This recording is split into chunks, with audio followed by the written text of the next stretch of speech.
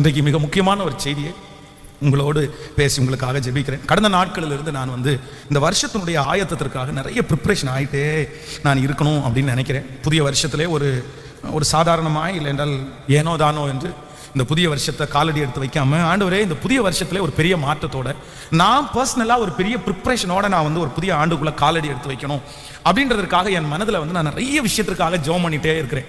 நான் ட்ராவல் பண்ணும்போது நடக்கும்போது அந்த மாதிரி யோசிச்சிட்டே இருக்கிறேன். அப்போ கடந்த நாட்களிலே நான் கர்த்தருடைய சமூகத்திலே ஒரு ஜெபத்தோடு இருக்கும்போது விசேஷமாய் 2023 வருஷத்திலே நம்முடைய 10 விதமான ஞானத்திற்காக ஒரு ஜெபம் பண்ணணும் அப்படின்னு நான் நினைச்சேன். அப்போ ஒரு மனுஷனுக்கு ஒரு புதிய வருடத்தை சந்திக்க போகிற ஒரு தேவனுடைய பிள்ளைக்கு ஒரு 10 விதமான ஞானம் நமக்கு தேவை. இந்த உலகத்திலே பரிசுத்த வேதாகமம் சொல்கிறது ஞானமே முக்கியம். என்னத்தை சம்பாதித்தாலும் நீ ஞானத்தை புத்தியை சம்பாதித்துக்கொள். அப்போ எந்த இடத்துல ஞானம் இருக்கிறதோ அந்த இடத்துல பணம் வரும். எந்த இடத்துல ஞானம் இருக்கிறதோ அந்த இடத்துல உயர்வு வரும். அந்த இடத்துல ஆண்டவரே கடந்து வருவார். நம்முடைய வாழ்க்கையிலே நம்ம நிறைய இழந்தது, நம்ம விட்டு கொடுத்தது, நம்மளை விட்டு போனது கர்த்தர் நமக்கு கொடுக்காமல் இல்லை. நிறைய பேருக்கு ஆண்டவர் கொடுத்தார், அழகு பார்த்தார். அவர்களுக்கு நினைக்காததை கர்த்தர் கொடுத்தார், விரும்பாததை கர்த்தர் கொடுத்தார். அவருடைய திராணிக்கு மிஞ்சி எல்லாம் ஆண்டவர் கொடுத்தார். ஆனால் அவர்களுடைய சொற்ப ஞான குறைவு, சொற்ப மதியினம். அதான் ஒரு நல்ல தைலத்தை, ஒரு செத்த தைலக்காரனுடைய மொத்த தைலத்தையும் நாரி கெட்டு போக பண்றது போல சில ஞான குறைவுகள் ஆண்டவர் கொடுத்ததை நம்ம இழக்க வச்சிருச்சு. நம்மை விட்டு நிறைய ஆசீர்வாதங்கள் நம்மை விட்டு போனது. நிறைய பேர் நம்மை தவறாய் நினைத்தார்கள். அந்த ஞான குறைவினால 10 வருஷமா பாடுபடுறவங்க இருக்கிறாங்க, 20 வருஷமா பாடுபடுறவங்க இருக்கிறாங்க. வாழ்க்கையே இனி பாடுதான், அந்த ஒரு இடத்துல ஞானம் இல்லாதனால அப்படின்னு வாழ்றவங்க எல்லாம் நிறைய பேர் இருக்காங்க. அப்போ ஞானம் அவசியம். ஆண்டவருக்கு ரொம்ப பிடிச்சது அதுதான். வேதம் சொல்லுகிறது, உங்களில் ஒருவன் ஞானத்தில் குறைவுள்ளவனாய் இருந்தால் யாவருக்கும் சம்பூரணமாய் கொடுக்கிறவர். அப்படின்னா ஞானம் என்கிறது படிப்பினாலே மட்டுமல்ல, உலகத்தில் இருக்கிற பழக்க வழக்கத்தினாலே மட்டுமல்ல, ஞானத்தினுடைய பிறப்பிடம் எங்க அப்படின்னா அது கர்த்தரிடத்துல தான் பிறப்பிக்கப்படுகிறது. ஆண்டவர் ஒரு மனுஷனுக்கு ஞானம் கொடுத்தா அது வித்தியாசமா இருக்கும். எவரையும் மேன்மைப்படுத்தவும் பலப்படுத்தவும் கர்த்தருடைய கரத்தினாலே ஆகும். அவருடைய ஞானம் ரொம்ப பெருசு. அது பேதையை ஞானியாக்குறது. அது சொல்லி எல்லாம் எல்லாரும் கத்துக் கொடுக்க எல்லாம் முடியாது. சிலருக்கு சொல்லி கொடுத்தா கூட மண்டையில ஏறாது. நம்மள மாதிரி ஆளுக்குன்னு வைங்களேன், ஒரு விஷயத்தை 10 டைம் சொன்னாலும் என்ன பண்ணாதுன்னா நம்முடைய புத்திக்குள்ள போய் சேராது. சிலர் நம்மளை திட்டும் போதே எப்படி திட்டுவாங்கன்னா மண்டையில மசாலா இருக்கான்னு தான் கேட்பாங்க, இல்லைன்னா மண்டையில என்ன களிமண்ணா இருக்கான்னு தான் கேட்பாங்க. இந்த வார்த்தையை இந்த ஜெபத்தில் இருக்கிற நிறைய பேர் நீங்க கேட்டிருக்கலாம், மண்டையில என்ன மசாலா இருக்கா இல்லையா அப்படின்னு. ஸோ அப்படிப்பட்ட ஒரு ஆள் தான் நானும். அப்படிதான் நினைப்பேன். அப்படிதான் எதுவுமே நமக்கு மண்டையில ஏறாது, சொல்லி கொடுத்தா புரியாது, என்னமோ பண்றது மாதிரி இருக்கும், என்னமோ அவங்க என்னமோ சொல்ற மாதிரி. அப்புறம் அந்த சிச்சுவேஷன் வந்ததுக்கு அப்புறம் தான் நமக்கு தெரியும், ஓ இப்படி எல்லாம் சொன்னது இப்பதான் ஞாபகம் வருது, ஓ இதுதான் அன்னைக்கு சொன்னாங்களா அப்படின்னு.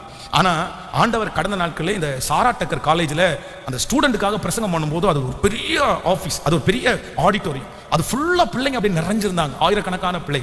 அப்போ அந்த பிள்ளைகளுக்காக பிரசங்கம் பண்ணும்போது என்னுடைய மனசில் அழுகையே வந்துருச்சு. ஸோ ஒரு நாள் நம்ம படிப்பில்லைன்னு ரிஜெக்ட் பண்ணப்பட்டோம், கோமாளின்ற பட்டம் நமக்கு வந்துருச்சு. ஒரு நாள் ஞானம் இல்லை, உனக்கு ஒன்றும் புரியாது, உனக்கு மண்டையில் ஏறாது அப்படின்னு சொன்னாங்க. அந்த ஜெபம் முடிச்ச உடனே அங்கே இருக்கிற டீச்சர்ஸுக்கு, அந்த ஃபேக்கல்டிஸ்களுக்கு ஒரு கொஞ்ச நேரம் ஜெபம் பண்ணி பேசக்கூடிய வாய்ப்பு கிடைச்சு. அப்போ நான் நம்புறேன், ஆண்டவருடைய ஞானம் எந்த இடத்துலையும் உங்களை நிறுத்த வைக்கும். அது யாராலையும் கண்ட்ரோல் பண்ண முடியாது, யாராலையும் யூகிக்க முடியாது, யாரும் அதை நினைக்கவே மாட்டாங்க. ஆண்டவர், நான் நம்புறேன், அந்த களிமண் அப்படின்னு சொன்னாங்கல்ல, அவங்க முன்னாடி தான் கர்த்தர் ஞானவான்களா நிறுத்துவார். யாரு உங்களை பேதைன்னு சொன்னாங்களோ அவங்களுக்கு முன்னாடி தான் கர்த்தர் ஞானியா நிறுத்துவார். அந்த எந்த மனுஷனையும் ஞானியாய் நிறுத்தக்கூடிய ஒரு மிகப்பெரிய பவர் யார்கிட்ட இருக்குன்னா கர்த்தரிடத்துல இருக்குது. உங்க பிள்ளைங்க ஞானத்துல குறைவுள்ளவங்களா இருக்காங்களா, உங்க பிள்ளைங்க பேதையா இருக்காங்களா, உங்க பிள்ளைக்கு அறிவே இல்லைன்னு பட்டத்தை வாங்குறாங்களா, நான் நம்புறேன் அந்த அறிவை பெருக பண்ணி கொடுக்கிற, ஞானத்தில் ஐஸ்வர்யம் உள்ள, ஞானத்தில் பயங்கரமான, ஞானத்துக்கே உறைவிடமான கர்த்தரிடத்துல வந்தால் நான் நம்புறேன், நீங்க என்னென்ன ஞானம் கேட்கிறீங்களோ சகல ஞானத்தையும் கர்த்தர் உங்களுக்கு தருவார். நான் உங்களை ஆசீர்வதிக்கிறேன். 2023 வருடம் நீங்கள் ஞானமாய் நடக்க போகிறீர்கள். உங்க குடும்பத்தில் கர்த்தர் உங்களை ஞானிகளாய் கர்த்தர் நிறுத்த போகிறார். உங்கள் வேலை ஸ்தலத்தில் கர்த்தர் உங்களை ஞானிகளாய் நிறுத்த போகிறார். சத்தமாய் ஆமென் சொல்லுங்கள். எந்தெந்த இடத்துல நீங்கள் குறைவாய் ஃபீல் பண்ணீங்களோ அந்த இடத்துல எல்லாம் தேவன் உங்களை தேறினவர்களாய் கர்த்தர் உங்களை நிறுத்த போகிறார். உங்கள் பிள்ளைகளை நிறுத்த போகிறார்.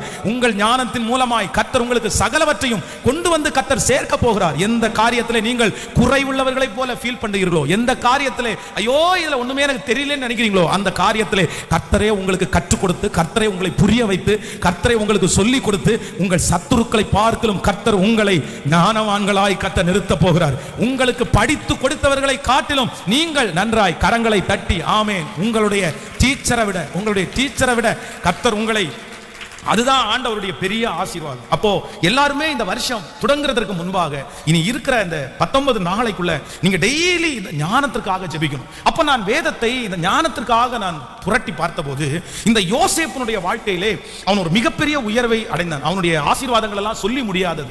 எல்லா இடத்திலையும் கர்த்தர் யோசேப்பை ஆசீர்வதித்தார். எல்லாருக்கும் முன்பாக ஆண்டவர் அவனை ஆசீர்வதித்தார். யோசேப்பினுடைய ஆசீர்வாதத்தினுடைய பட்டியலை போடவே முடியாது. அந்த அளவுக்கு ஆண்டவர் பிறப்பில மட்டுமல்ல மரணம் வரைக்கும் கர்த்தர் அவருக்கு அதிசயத்தை செய்தார். அப்போ இந்த யோசேப்புக்குள்ளே இருந்த 10 விதமான ஞானத்தை ஆண்டவர் என்னுடைய இருதயத்திலே கொடுத்தார். சோ அதுக்காக நம்ம இன்னைக்கு ஜெபம் பண்ண போறோம். முடிஞ்ச வரைக்கும் நான் 10ஐயும் வேகமா உங்களுக்கு சொல்ல போறேன். ஆமென் சொல்லுங்கள். நீங்க ஒன்னொன்னா அதற்காக என்ன பண்ணணும்னா ஜெபம் பண்ணணும். கையை உயர்த்தி ஒரு ஹல்லேலூயா சொல்லலாம். கரங்களை அசைத்து ஒரு ஹல்லேலூயா சொல்லலாம். நல்ல கையை அசைத்து ஒரு ஹல்லேலூயா சொல்லலாம். ஆமென். எல்லாரும் சந்தோஷமாய் விழிப்பாய் இருக்கிறீர்கள் அல்லவா? ஆமென். நம்பர் 1, முதலாவதாக ஒரு காரியத்தை நம்ம தியானிக்க போகிறோம். ஃபர்ஸ்ட் முதல் நம்ம ஜெபிக்கக்கூடிய ஞானம், இல்லைன்னா நம்முடைய யோசேப்புக்கு இருந்த முதல் ஞானத்தை குறித்து நீங்கள் 39ஆம் அதிகாரம், ஆதியாகமம் 39ஆம் அதிகாரத்திலே 2வது வசனத்தை வாசிக்க போறோம். 39ஆம் அதிகாரம் 2வது வசனம். கர்த்தர் யோசேப்போட இருந்தார், அவன் காரிய சித்தி உள்ளவனானான், அவன் எகிப்தியனாகிய தன் எஜமானுடைய வீட்டிலே இருந்தான். ஆண்டவருடைய பிள்ளைகளே, நம்பர் 1, முதலாவதாக இந்த யோசேப்புக்குள்ளே ஒரு ஞானம் இருக்கிறது. அவன் ஆசீர்வதிக்கப்பட, அவன் உயர்த்தப்பட, அவன் எதிரிக்கு முன்பாக சாட்சியாய் நிற்க, அவனுடைய குடும்பத்திலேயே நம்பர் 1 என்கிற பெயரை வாங்குவதற்கு இவனுக்குள்ளே இருந்த முதல் ஞானம் என்ன அப்படின்னா, கர்த்தரை குறித்த ஒரு ஞானம் அவனுக்குள்ளே இருந்தது. இந்த ஆண்டவருடைய பிள்ளைகளுக்கு முதல்ல நீங்க யாரை குறித்து உங்களுக்கு ஞானம் வேணும்னா, ஆண்டவரை குறித்த ஒரு அறிவு உங்களுக்கு வேணும். ஆண்டவரை குறித்த அறிவில்லாத ஒரு மனிதன் பலமாய் வாழ முடியாது. ஆண்டவரை குறித்த அறிவில்லாத ஒரு மனிதன் ஜெபிக்க முடியாது. ஆண்டவரை குறித்த அறிவில்லாத ஒரு மனுஷன் விசுவாசிக்க முடியாது. ஆண்டவரை குறித்த அறிவில்லாத ஒரு பிள்ளை பரிசுத்தமாய் வாழவே முடியாது. அப்போ நமக்கு ரொம்ப தேவையானது என்னன்னா, கர்த்தரை குறித்து நீங்க முதல்ல அறியணும். நீங்க இப்ப என்ன ஜெபிக்கணும்னா, ஆண்டவரே உங்களை குறித்து அந்த ஞானத்தை எனக்கு தாங்க, உங்களை குறித்து அறிகிற ஞானத்தை எனக்கு தாங்க. நீங்க சங்கீதக்காரனாகிய தாவீதை குறித்து வேதத்தில் வாசிக்கிறோம். அவனுடைய வாழ்க்கையிலே ராஜாவாய் வருவதற்கு எந்த தகுதியும் அவனிடத்தில் இல்லை. ஆனா ரொம்ப நேர்த்தியா ராஜ்யபாரம் பண்ணினான். காரணம் என்னன்னா, அவனுடைய வாழ்க்கையிலே முதல் அறிவு என்னன்னா, கர்த்தரை குறித்த ஒரு அறிவு இருந்துச்சு. கர்த்தர் என் மேய்ப்பரா இருக்கிறார் அப்படின்ற அறிவு இருந்துச்சு. அவர் என்னை புல்லுள்ள இடங்களில் மேய்க்கிறார் அப்படின்ற ஒரு அறிவு இருந்துச்சு. அவர் என்னை அமர்ந்த தண்ணீர் அண்டையில் கொண்டு போய் விடுவார், அவருடைய கோல் அவருடைய தடி என்னை தேற்றும் அப்படின்னு ஆண்டவரை குறித்து அவன் அறிய அறிய அறிய பாத்தீங்கன்னா அவனுடைய எதிர்காலம் ரொம்ப வெற்றியா முடிஞ்சிருச்சு. நான் என்னுடைய குடும்பத்தில் எத்தனையோ பேர் இருக்கிறார்கள். எங்க குடும்பத்தில் ஒரு அண்ணனை தவிர எல்லாருமே ரட்சிக்கப்பட்டார்கள். என் சொந்தங்கள் நிறைய பேர் ரட்சிக்கப்பட்டார்கள். ஆனா நான் நம்புறேன், நிறைய பேர் என்னை போல இல்லை, என்னை போல மாறல. ஏன் அப்படின்னா, அவர்கள் ஆண்டவரை குறித்து நிறைய பேர் அறிஞ்சுக்கிறதுக்கு ஆசைப்படல, தெரிஞ்சுக்கிறதுக்கு ஆசைப்படல. ஆனால் கர்த்தருடைய சமூகத்திலே பெருமைக்காக சொல்லல, சின்ன வயசுலயே ஆண்டவரை குறித்து நிறைய அறியணும்னு நினைச்சேன். ஆண்டவரே உங்க அன்பு எவ்வளவு பெருசு, ஆண்டவரே ஆண்டவரே உங்களுடைய ஆசீர்வாதம் எவ்வளவு பெருசு, உங்களுடைய நேசம் என் மேல வச்சுக்கிற விருப்பம் எவ்வளவு பெருசு, நீங்க என்ன எப்படி எல்லாம் செய்ய முடியும். அப்போ ஆண்டவரை குறித்து அறியணும். இன்றைக்கு எல்லாரும் ஜெபிங்க, ஆண்டவரே 2023வது வருஷம் நான் உங்களை குறித்து அறியணும். உங்க பிள்ளைகள் முதல்ல பாட புத்தகத்தை அறிஞ்சுக்கிறதுக்கு முன்னாடி இயேசுவை குறித்து அவன் அறியணும். நான் நம்மள இயேசுவை குறித்து அறிந்த பிள்ளை எந்த இடத்துல போனாலும் கண்டிப்பாக அவன் நிற்பான். அவனை நிற்க வைப்பார் கர்த்தர். நீதிமானுடைய சன்னதி அப்பத்துண்டுக்கு இறந்து திரிந்ததை கண்டதே இல்லை. ஆண்டவருடைய பிள்ளைகளை இன்றைக்கு கேளுங்கள், ஆண்டவரே உங்களை குறிச்ச அறிவை எனக்கு தாங்கப்பா. அதைத்தான் பெர்க்மன்ஸ் ரொம்ப அழகாய் அவங்க பாடுறாங்க. இன்னும் உம்மை அறியணுமே, இன்னும் கிட்டி நான் சேரணுமே. எல்லாரும் கைகளை உயர்த்தி இந்த முதல் ஜெப குறிப்புக்காக ஜெபிக்கலாம். ஆண்டவரே எனக்கு உம்மை அறிகிற ஞானத்தை எனக்கு தாரும். சத்தத்தை உயர்த்தி ஜெபிங்கலாம் பார்க்கலாம். ஹல்லேலூயா, ஸ்தோத்திரம் ஸ்தோத்திரம் ஸ்தோத்திரம். ஆண்டவரே உம்மை குறித்த அறிவு, உம்மை குறித்த முழு பலத்தோடு கூட உங்களை பற்றி நான் நிறைய தெரிஞ்சுக்கணும். ஆண்டவரே உங்களுடைய வல்லமையை நான் தெரிஞ்சுக்கணும். ஆண்டவரே உங்க இரக்கத்தை நான் தெரிஞ்சுக்கணும், உங்க அன்பை நான் தெரிஞ்சுக்கணும். ஆண்டவரே உங்களுடைய அசைவாடுதல், உங்களுடைய உயர்வு, உங்களுடைய வெற்றி, அப்பா நீங்க யார், கர்த்தர் யார், கர்த்தர் யார், கர்த்தர் யார் அப்படின்றத தெரிஞ்சுக்கக்கூடிய கிருபையை தாங்கப்பா. ஆமென் சொல்லுங்கள். வேதத்திலே கர்த்தருக்காக வைராக்கியம் பாராட்டினவர்கள், பெரிய அச்சீவ்மெண்ட் பண்ணவங்க, பெரிய தலைவர்களாக நின்றவங்க, இவங்களிடத்துல இருந்த ஒரு மிகப்பெரிய குவாலிட்டியே என்ன அப்படின்னா, அவங்க ஆண்டவரை குறித்து நிறைய அறிஞ்சிருந்தாங்க. அதனாலதான் அவங்களுக்கு எதுவுமே வரல. தானியேலை குறித்து வேதம் சொல்கிறது, சிங்க கெபிக்கு போடப்படுவதற்கு முன்பாக அவன் பயப்படவே இல்லை. ஏன் பயப்படலைன்னா, எப்பா உனக்கு பயமே வராதா, நீ ஒரு நார்மலான மனுஷன் தானே. அவனுக்கும் கண்ணு இருந்துச்சு, காது இருந்துச்சு, மூக்கு இருந்துச்சு, அவனுக்கும் நம்மை போல எல்லாமே இருந்துச்சு. அவன் ஒரு மனிதனாகவே இருந்தான். சோ ஒரு மனிதனாக இருந்த ஒரு மனுஷனுக்கு தன்னை கொல்ல போறாங்க, இல்லைன்னா தன்னை அவ்வளவுதான் செத்து போயிட போறேன்னு நினைக்கிறவனுக்கு எப்படி பயம் இல்லாம இருக்கும். ஆனா நான் நம்புறேன், அவனுடைய பயம் இல்லாம இருந்ததுக்கு ஒரு பெரிய ரீசன் என்ன அப்படின்னு சொன்னா, ஆண்டவரை குறித்து தானியேல் நன்றாய் அறிந்திருந்தான். கர்த்தரை குறித்து நன்றாய் அறிந்திருந்ததுனால தானியேலுக்கு அந்த சூழ்நிலையில பயமே வரல. சிஸ்டர், உங்களுக்கு இந்த வியாதியில பயம் வராது. பிரதர், இந்த பிரச்சனையில உங்களுக்கு பயம் வராது. இந்த கடன்ல உங்களுக்கு பயம் வராது. எப்ப தெரியுமா? ஆண்டவரை குறித்து வெளிச்சம் உங்களுக்கு கிடைச்சிச்சுன்னா, ஆண்டவர் எவ்வளவு பெரியவர் என்ற அறிவு உங்களுக்கு வந்துருச்சுன்னா, நீங்க அந்த வியாதியை தூக்கி போட்டுருவீங்க, அந்த கடனை தூக்கி போட்டுருவீங்க. நீங்க சொல்லுவீங்க, என்னை பலப்படுத்துகிற கிறிஸ்துவினால் எல்லாவற்றையும் செய்ய எனக்கு பலன் உண்டு. என் இயேசுவால் ஆகாதது ஒன்றுமில்லை, என் தேவனால் கூடாதது ஒன்றுமில்லை. அவர் எனக்காக செய்வார் என்கிற ஒரு பெரிய நம்பிக்கை வரும். ஆண்டவரே, எனக்கு உங்களை குறிச்ச ஞானம் எனக்கு வேணும் ஆண்டவரே. சோ ரொம்ப ஆசைப்படுங்க, உங்களுடைய வாழ்க்கையிலே நீங்க இயேசுவை பிடிச்சு அதுக்காக நீ நிறைய நேரத்தை நீ ஒதுக்கணும். அதற்காக கர்த்தர் பாதத்தில் நீ உட்கார்ந்து ஆண்டவர்கிட்ட கேட்கணும். என்ன கேட்கணும்னா, ஆண்டவரே நீங்க யார்? ஆண்டவரே நீர் யார்? அதான் தேவனுடைய மனுஷனாகிய அப்போஸ்தலனாகிய பவுல் எப்படி கேட்கிறாருன்னா, கர்த்தரை பார்த்து, தேவனே நீர் யார்? நீர் யார்? நீர் யார்? எல்லா தேவனுடைய பிள்ளைகளும் இந்த வார்த்தையை கண்டிப்பா கேட்கணும். தனியா உட்கார்ந்து வாலிப தம்பிங்க தங்கச்சி கூட கேட்கணும், ஆண்டவரே நீர் யார்? நீங்கள் ஆராதிக்கிற தேவனை உங்க அப்பா சொல்லி நீ அறிஞ்சது ஒண்ணு, உங்க அம்மா சொல்லி அறிஞ்சது ஒண்ணு. ஆனா நீ ஆராதிக்கிற கர்த்தரை குறித்து உனக்கு தெரியுமா? உனக்கு என்ன தெரியும்? உங்க அப்பாவை குறித்து, அப்பா சொன்னதை குறித்து தெரிஞ்சது ஓகே, உங்க அம்மா சொன்னதை குறித்து தெரிஞ்சது ஓகே. ஆனா உனக்கு அவரை பற்றி என்ன தெரியும்? அது ரொம்ப முக்கியம். ஒவ்வொரு வாலிப தம்பிக்கும் தங்கச்சிக்கும் முக்கியம். பர்சனலா ஆண்டவரை குறிச்ச அறிவு உங்களுக்கு இல்லை அப்படின்னா அடுத்த ஜெனரேஷனுக்கு நீங்க அவங்கள கொண்டு போகவே முடியாது. ஸோ எல்லாரும் கர்த்தரிடத்துல கேட்க வேண்டிய முதல் ஜெப குறிப்பு, நான் புது வருஷத்துக்குள்ள சந்திக்க போறதுக்கு முன்னாடி நான் யாரை குறித்து நிறைய அறிஞ்சுக்கணும்னா, என் தேவனை குறித்து நான் மிகவும் அறிய ஆசைப்படுகிறேன். ஹல்லேலூயா. இன்னும் உம்மை அறியணுமே, இன்னும் உம்மை அறியணுமே, இன்னும் கிட்டி சேரணுமே, இன்னும் கிட்டி சேரணுமே. பிரசன்னோ பிரசன்னோ தேவ பிரசன்னோ, ஆ பிரசன்னோ பிரசன்னோ. ஒரு விசை கூட எல்லாருடைய கரங்களை வைத்து இன்னும் உம்மை, இன்னும் உம்மை அறியணும். சத்தமாய் பாடுவோம். கர்த்தாவே சேரணுமே, இன்னும் கிட்டி சேரணுமே. ஹல்லேலூயா. இந்த யோசேப்பு என்கிற தேவ மனுஷனுக்கு அவருக்கு இருந்த முதல் அறிவு என்ன அப்படின்னா, தான் ஆராதிக்கிற ஆண்டவரை குறிச்ச ஒரு சரியான அறிவு அவனுக்கு இருந்துருச்சு. அதனாலதான் அந்த தரிசனத்திற்காக அவன் போராடினான். அதனாலதான் அந்த தரிசனத்தை மனசுல வச்சு இது நடக்கும்ன்ற ஒரு பெரிய, எத்தனையோ சூழ்நிலைக்குள்ள கடந்து போனதுக்கு அப்புறமும் பயமோ திகிலோ சந்தேகமோ அவருக்குள்ள வராததற்கு ஒரு மிகப்பெரிய காரணம் என்னன்னா, ஆரம்பத்திலேயே ஏசப்பாவை குறித்து கர்த்தரை குறித்து ஒரு பெரிய வெளிச்சம் அவனுக்குள்ள வந்துருச்சு. அப்படியே ஸ்ட்ராங்கா பிடிச்சிட்டான். நான் நம்புறேன், ஊழியத்தை ஆசீர்வதிக்கிறது கூட கர்த்தரை குறிச்ச அறிவு வேணும்னு தான் நான் தெரிஞ்சுக்கிட்டேன். அவரை குறிச்ச அறியாம நீங்க அவர்கிட்ட ஜெபம் பண்ணவே மாட்டீங்க. இப்போ என்ன பார்க்குறீங்க, என்ன குறித்து உங்களுக்கு தெரியல அப்படின்னா எங்கிட்ட வந்து ஒரு ஹெல்ப் கேட்பீங்களா? எங்கிட்ட இருக்குதா இல்லையான்னு உங்களுக்கு தெரியுமா தெரியக்கூடாதா? தெரிஞ்சாதான் நீங்க வருவீங்க. ஓகே உங்கள்ட்ட இருக்குது, இதை கொடுங்க அப்படின்னு. அப்ப தெரியாமலே இருந்தா நான் பண்ணுவேன் நான் பண்ண மாட்டேன் அப்படின்னு உங்களுக்கு தெரியணும்ல. அப்ப ஆண்டவருடைய அறிவு ரொம்ப அவசியம். ஸோ நம்பர் 2, இரண்டாவதாக சீக்கிரமாக வாசிக்கலாம். அதே அதிகாரத்தில் 3வது வசனத்தை வாசிக்கலாம். கர்த்தர் அவனோடு இருக்கிறார் என்றும் அவன் செய்கிற யாவையும் கர்த்தர் வாய்க்க பண்ணுகிறார் என்றும் அவனுடைய எஜமானன் கண்டு. கவனிங்க ஆண்டவருடைய பிள்ளைகளே, இரண்டாவதாக யோசேப்புக்கு இருந்த இரண்டாவது ஞானம் என்ன ஞானம் அவனுக்கு இருந்துச்சுன்னா, சூழ்நிலையை குறித்த ஒரு ஞானம் அவனுக்குள்ள இருந்து அந்த சிச்சுவேஷன் அதற்கு தகுந்தது போல ஒரு ஞானம் உள்ள மனுஷனாய் மாறினான். சோ இந்த இடம் ஒரு கடினமான ஒரு சூழ்நிலை, இந்த இடத்துல நம்ம இப்படி தான் நடந்துக்கணும், இந்த இடத்துல இப்படி நம்ம நடக்க முடியாது, இந்த இடத்துல பொறுமையா தான் போகணும், இந்த இடத்துல எதிர்த்து நம்ம பேசக்கூடாது. சிறைச்சாலை என்கிறது ஒரு சூழ்நிலை, போத்திபாருடைய வீடு என்கிறது அவனுடைய ஒரு சூழ்நிலை, குழி என்கிறது அவனுடைய ஒரு சூழ்நிலை, ராஜாவுடைய இடம் என்கிறது ஆண்டவர் ஒரு சூழ்நிலை அல்ல. ஆண்டவருடைய பிள்ளைகளாகிய உங்களை கர்த்தர் பல சூழ்நிலைகளை ஆண்டவர்களை நிறுத்துவார். எல்லா சூழ்நிலைகளுக்குள்ளேயும் நீங்கள் கடந்து போவீர்கள். ஆனா உங்களுக்கு ஒரு விசேஷித்த ஞானம் வரணும். என்ன ஞானம்னா, அந்த சூழ்நிலையை சரியா உங்களுக்கு கையாள தெரியணும். சில சூழ்நிலையை கையாள தெரியாது அவங்களுக்கு, அதனாலேயே ரொம்ப கோபப்பட்டு அந்த சூழ்நிலையை கையாள தெரியாததுனால தங்களுடைய வாழ்க்கையில இழப்பை சந்தித்தவர்கள் நிறைய பேர். ஐயோ இந்த சிச்சுவேஷன்ல நம்ம கொஞ்சம் அமைதியா இருந்திருக்கலாமோ, இதுல கொஞ்சம் பொறுமையா நம்ம போயிருக்கலாமோ, அதுக்கப்புறம் நம்ம இந்த சூழ்நிலையில இந்த கடனை வாங்காம இருந்திருக்கலாமோ, கொஞ்ச நாள் இதுல சமாளிச்சிருக்கலாமோ. சோ அந்த சூழ்நிலை நாலா பக்கமா அவர்களை நெருக்கும் போது, சூழ்நிலை அவர்களை பார்த்து நிறைய கேள்விகளை கேட்கும் போது, ஒரு தேவனுடைய பிள்ளை அந்த சூழ்நிலையை தடுமாறுறாங்க.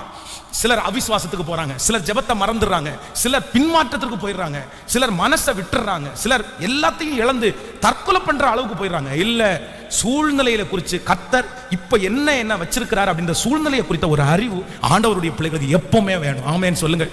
ஆண்டவருடைய பிள்ளையே, இந்த ஜெபத்தில் இருக்கிற உங்களை ஆண்டவர் ஏதோ ஒரு சூழ்நிலையில கொண்டு போகலாம். ஆனா இந்த சூழ்நிலையை குறித்த ஒரு அறிவு ஞானம் உங்களுக்கு இருக்குமானால் நான் நம்புறேன், இதிலே நீங்கள் தப்புவிப்பீர்கள், இதிலே நீங்கள் ஜெயிப்பீர்கள். இதன் மூலமாய் வருகிற ஒரு பெரிய ஆசீர்வாதத்தை உங்கள் கண்கள் காணும். இந்த சூழ்நிலையினுடைய முடிவு உங்களுக்கு சாட்சியாய் மாறும். எத்தனை பேர் விசுவாசிக்கிறீர்கள்? கர்த்தர் நம்முடைய வாழ்க்கையிலே அனுபவிக்கிற அத்தனை சூழ்நிலைகளும் சாட்சிக்காகவே தேவனாகிய கர்த்தர் மாற்றுவார். அந்த சூழ்நிலையிலே 2023 வருஷம் கர்த்தர் நம்மை சாட்சியாகவே கர்த்தர் நிறுத்துவார்.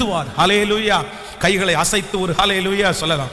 அந்த சூழ்நிலையை அழகா புரிஞ்சுக்கணும் பாருங்களேன். இப்போ தாவீதுடைய மகனாகிய அப்சலோம் மரித்து போன செய்தியை தாவீதுக்கு கேள்விப்படுறான். என்னதான் இருந்தாலும் பெத்த மகன், அதுவும் ரொம்ப அழகான பிள்ளை, அவனுடைய உச்சம் தலை முதல் உள்ளங்கால் வரைக்கும் ஒரு பழுதுமே இல்லையாமா, அவ்வளவு பர்ஃபெக்டான பிள்ளை. அப்ப தாவீதுக்கு அவன் மேல ஒரு பெரிய பாசம் வருது. தன்னுடைய பையன் தனக்கு விரோதமாய் எழும்பிதான் செத்தே போயிட்டான், அது தெரியுது. ஆனா இப்போ சொல்றாங்க, சொன்ன உடனே என் மகனே, என் மகனாகி அப்சலோமே, உனக்கு பதிலாக நான் செத்துருந்தா நல்லா இருக்குமேடா, நீ இப்படி இந்த வயசுல செத்து போனியடா அப்படின்னு அவங்க அப்பா ரொம்ப அழுறாரு, அப்படியே கெஞ்சுறாரு. ஆனா அவனுடைய வேலைக்காரன் ராஜாவிட்ட சொல்றாரு, இதை பாருங்கய்யா, நீங்க உங்க பிள்ளை மேல பாசம் வச்சிருக்கிறதெல்லாம் ஓகே தான், ஆனா இப்ப இருக்கிற சிச்சுவேஷன் என்ன அப்படின்னா, உங்களுக்காக தான் இத்தனை ஜனங்களும் உங்க பிள்ளைகிட்ட சண்டை போட்டிருக்காங்க. அவங்க குடும்பத்தை விட்டு, தேசத்தை விட்டு எத்தனையோ பேர் மரிச்சிருக்காங்க. இந்த நாள் துக்கமா இருக்க வேண்டிய நாள் இல்ல, இது சந்தோஷமா இருக்க வேண்டிய நாள். நீங்க கொஞ்சம் வாங்க, நீங்க எத்தனையோ பேர் உங்களுக்காக போராடி செத்து போயிட்டாங்க, அவங்க எல்லாம் உங்களுக்கு தேவையில்லை, உங்க மகன் செத்து போனதான் உங்களுக்கு கவலையா இருந்துச்சுன்னா அவங்க தப்பா நினைக்க மாட்டாங்களா அப்படின்ற ஒரு காரியத்தை அவன் சொல்றான். சொன்ன உடனே கரெக்டா அந்த சூழ்நிலையை அவர் மேட்ச் பண்றாரு பாருங்க. ஆமா, இந்த நேரத்துல பையன் இறந்த அந்த வருத்தம் பெரிய வருத்தம், அது மனசுல இருக்குது. பையனுக்காக அழுறது தப்புன்னு ஒருத்தர் சொல்றாரு. ஆனா ராஜாவா இருந்ததுக்கு அப்புறம் கூட எனக்கு தெரியும் அப்படின்னு சொல்லல. ஆமாப்பா, உண்மைதான்ப்பா. அந்த சூழ்நிலையை புரிஞ்சு கொண்டு ஜனங்களை ஆறுதல் படுத்தி, சரிப்பா எல்லாரும் போலாம் அப்படின்னு அவர் கூட்டிட்டு போறாரு. அப்ப ஆண்டவருடைய பிள்ளைகளே, இந்த சூழ்நிலையை சரியாக கையாள தெரியாட்டா நம்ம போஸ்டிங்லயும் ஆசீர்வாதத்திலையும் இருக்கவே முடியாது. இந்த யோசேப்பு ரொம்ப நல்லா அறிஞ்சுக்கிட்டது என்ன அப்படின்னா, அந்த இடத்துக்குள்ள போனா பாருங்க, சரி ஓகே, ஒரு சர்வே பண்றான் பாருங்க, அவனுடைய கண்ணு அப்படியே பாக்குது, அவனுடைய சிந்தா அப்படியே யோசிக்குது. ஓகே, இவர் இப்படி கோமா இருக்கிறாரா, இவர் இப்ப கோபமா இருக்கிறாரா, இந்த மேனேஜர் பிரச்சனையா, ஓகே இவங்க பொறாமப்படுறாங்களா, ரைட், இந்த இடத்துல என்ன பண்ணணும், நம்ம இந்த இடத்துல என்னத்துக்காக வந்தோம், இதுல நம்முடைய நோக்கம் என்ன, இதுல வர்றதுக்கு என்ன காரணம், நம்ம இதுல கோவப்படலாமா படக்கூடாதா, இந்த இடத்துல அமைதியா போகணுமா பேசணுமா, அந்த சூழ்நிலையா தெரிஞ்சுக்கிட்டு எல்லாத்தையும் தன்னுடைய கண்ட்ரோல்ல ஆண்டவருடைய கிருபையில கொண்டு வந்தான் பாருங்களேன். இன்றைக்கு உங்களுக்கு கர்த்தர் ஒரு அபிஷேகம் தரணும். நான் நம்புறேன், உங்களை எங்க கொண்டு வச்சாலும் அங்க ஜெயிச்சுட்டு தான் நீங்க திரும்பி வரணும், அங்க வெற்றி அடைஞ்சிட்டு தான் திரும்பி வரணும், அங்க சாட்சியா தான் நீங்க திரும்பி வரணும். சத்தமாய் ஆமென் சொல்லி கரங்களை தட்டி, உங்க பிள்ளைகளும் அப்படித்தான், வாலிப தம்பிகளும் தங்கச்சிகளும் அந்த சூழ்நிலையை கையாளக்கூடிய ஒரு அபிஷேகத்தை கர்த்தர் இன்னைக்கு இந்த கரங்களை தட்டும் போதே உங்களுக்கு தரட்டும். அந்த மனுஷனை கையாளக்கூடிய கிருபையை கர்த்தர் உங்களுக்கு தரட்டும். ஸ்தோத்திரம் ஸ்தோத்திரம் ஸ்தோத்திரம். ஆண்டவரே, இனி என் வாழ்க்கையில இருக்கிற எல்லா சிச்சுவேஷனையும் நான் ரொம்ப அழகா நடத்தணும். ஆமென் சொல்லுங்கள். நல்ல கவனிங்க ஆண்டவருடைய பிள்ளைகளே. ஈசாக்கு தன்னுடைய மனைவியோடு விளையாடி கொண்டிருந்ததை யார் பார்த்துருக்காங்க? அந்த நாட்டினுடைய ராஜா பார்த்தா நம்ம விளையாடி கொண்டிருக்கிறத பார்க்கிறான். அப்போ இவங்க ரெண்டு பேருக்குள்ளேயும் ஒரு பெரிய அந்யோன்யம், ஒரு பெரிய ஐக்கியம் இருந்திருக்கிறது. இது எப்படி நடக்குதுன்னு பாருங்க, நல்லா கவனிங்க. ஈசாக்கினுடைய அம்மா இறந்து போயிட்டாங்க. சாராள் தன்னுடைய கையிலே பொத்தி பொத்தி பொத்தி பொத்தி வளர்த்த பையன். ஆபிரகாம் ஒரு காலத்துல ஈசாக்க பலி செலுத்த போனதுக்கு அப்புறம் நான் நம்புறேன், சாராய்க்கு அந்த அளவுக்கு ஆபிரகாமோட அனுப்புறதுக்கு என்ன இருந்திருக்காது. நீர் கொன்னாலும் கொண்டு விடுவியா பையனை கொண்டு போய், என்கிட்ட கேட்காம இவ்வளவு தூரம் கூட்டிட்டு போயிருக்கிறீரா, ஆண்டவர் சொன்னார் அப்படின்னு ஒருவேளை அவனை பக்கத்துல வச்சுட்டாங்க. இப்போ ஈசாக்குடைய மனசுக்குள்ள அம்மா இறந்த துக்கம் ரொம்ப அதிகமா இருக்குது. எப்ப பார்த்தாலும் அம்மாவுடைய நினைப்பே வருது. அம்மா கொடுத்த சாப்பாடு, அம்மா கொடுத்த ஊட்டி விட்ட சாப்பாடு, மீன் குழம்பு எல்லாம் ஞாபகம் வந்துட்டே இருக்குது. இப்போ மனைவி புதுசா வர்றாங்க, ஆனா அவருக்கு என்ன குறையல, அந்த வீட்டுக்கு போனா சோகமா இருக்குது. நீங்க வசனத்தை வாசிக்கும் போது ரொம்ப அழகா தெரியும். இந்த ரெபெக்காள் அந்த வீட்டுக்கு வந்த உடனே ஈசாக்கு தன் தாய்க்காய் கொண்டிருந்த துக்கம் நீங்கி ஆறுதல் அடைந்தான். அப்போ அந்த ரெபெக்காளுக்கு ஒரு பெரிய பவர் இருக்கு பாருங்களேன். தன்னுடைய கணவனார் இப்ப அம்மாவை இழந்த அந்த டென்ஷன்ல இருக்கிறாரு. அவரை நம்ம ரொம்ப டென்ஷன் படுத்தக்கூடாது. அம்மா இருக்கிற ஸ்தானத்துல நம்ம வந்துட்டோம்னா நம்மள அவர் நேசிக்க ஆரம்பித்துவார்ன்ற ஞானத்தினால அவரை பாருங்களேன், அவங்க அம்மாவுடைய துக்கம் மறக்கிற மாதிரி பண்ணிட்டாங்க. நம்ம பிள்ளைங்களை யாராவது கல்யாணம் பண்ணி அனுப்பிட்டோம்னா என்ன பண்ணுவாங்க பாருங்களேன். போய் முதல் வேலையா, ஐயோ அவர் எடுத்தா அம்மான்றாரு, உட்கார்ந்தா அம்மான்றாரு, ஒரே அம்மா அம்மா அம்மா அம்மான்றாரு. நமக்கு அங்க மரியாதையே கிடையாது. நம்ம குளம் பண்ணா அம்மான்றாரு, நம்ம சாரி கட்டினா அம்மான்றாரு. நான் ஒரு காலத்துல அம்மாவே கட்டிக்கொண்டு வேற சொல்லிவிட்டேன் அப்படின்னு. நம்ம நிறைய பேர் நமக்கு பொறுக்காது, என்ன அம்மா அம்மான்றீங்க, சும்மா அம்மா அம்மான்னு. யாருக்கும் அம்மா இல்லையா, எல்லாருக்கும் அம்மா இல்லையா. நமக்கு அந்த சிச்சுவேஷனை என்ன பண்ணா தெரியாது. பல பேருக்கு கையாளவே தெரியாது. அங்க ஒரு 2 சண்டையை போட்டு முதல்ல உங்க அம்மா இந்த வீட்டுல இருந்து துரத்தினாலயா வேலைக்கு ஆகும். நீ அவ இருக்கிற வரைக்கும் நம்ம சாப்பாடை நீ ரசிக்க மாட்ட, அதனால அம்மாவை துரத்துறதுக்கு என்ன வழி அப்படின்றத யூடியூப்ல தேடிட்டு போனோம் நிறைய பேர். மாமியாரை வீட்டை விட்டு துரத்துவதற்கு ஏதாவது ஐடியா இருக்கா அப்படின்ற மாதிரி. ஆமா, அப்ப அந்த சூழ்நிலையை நம்ம வந்து எதிர்த்து தான் நிற்போம். அந்த சூழ்நிலையை வந்து இதுல என்ன பண்ணணும், என்ன செய்யணும், எப்படி மேற்கொள்ளணும் தெரியாது. எடுத்த உடனே அந்த சூழ்நிலைக்கு எதிராக எனக்கு வரக்கூடாது, எனக்கு எப்படி வரக்கூடாது. ஆனா ஞானம் என்ன அப்படின்னா, ஆண்டவரத்துல எல்லாரும் கேட்கணும், ஆண்டவரே எந்த சூழ்நிலைக்குள்ள எனக்கு கொண்டு போனாலும் அந்த சூழ்நிலையை ஜமாளிச்சு நான் வாழக்கூடிய கிருபையை கர்த்தர் எனக்கு தாரும் ஆண்டவரே. ஹல்லேலூயா. வேதம் சொல்லுது, தேவனுடைய மனிதனாகிய ஈசாக்கை குறித்து வேதம் சொல்லுது, அவன் அந்த சூழ்நிலையை பாருங்க, தன்னுடைய தாயாரை மாதிரி தன்னுடைய மனைவி நேசிக்க ஆரம்பிச்ச உடனே ரைட் ஓகேப்பா ஓகே நமக்கு ஒரு நல்ல மனைவி கொடுத்தாங்க. அப்பவும் தன்னுடைய மனைவி என்னதான் சாப்பாடு பண்ணி கொடுத்தாலும் என்னதான் பண்ணினாலும் ஆமா என்னதான் வந்தாலும் நான் மாற மாட்டேன் அப்படின்னு நினைச்சிருந்தா அந்த சிச்சுவேஷன் சரியா இருக்குமா? ஆயிருக்காது. அப்போ எல்லாரும் கர்த்தரிடத்துல கேளுங்க, ஆண்டவரே எனக்கு ஒரு கிருபையை தாரும், சூழ்நிலையை நான் சமாளிக்கக்கூடிய ஒரு கிருபையை தாரும். கைகளை உயர்த்தி ஒரு ஹல்லேலூயா சொல்லலாம்.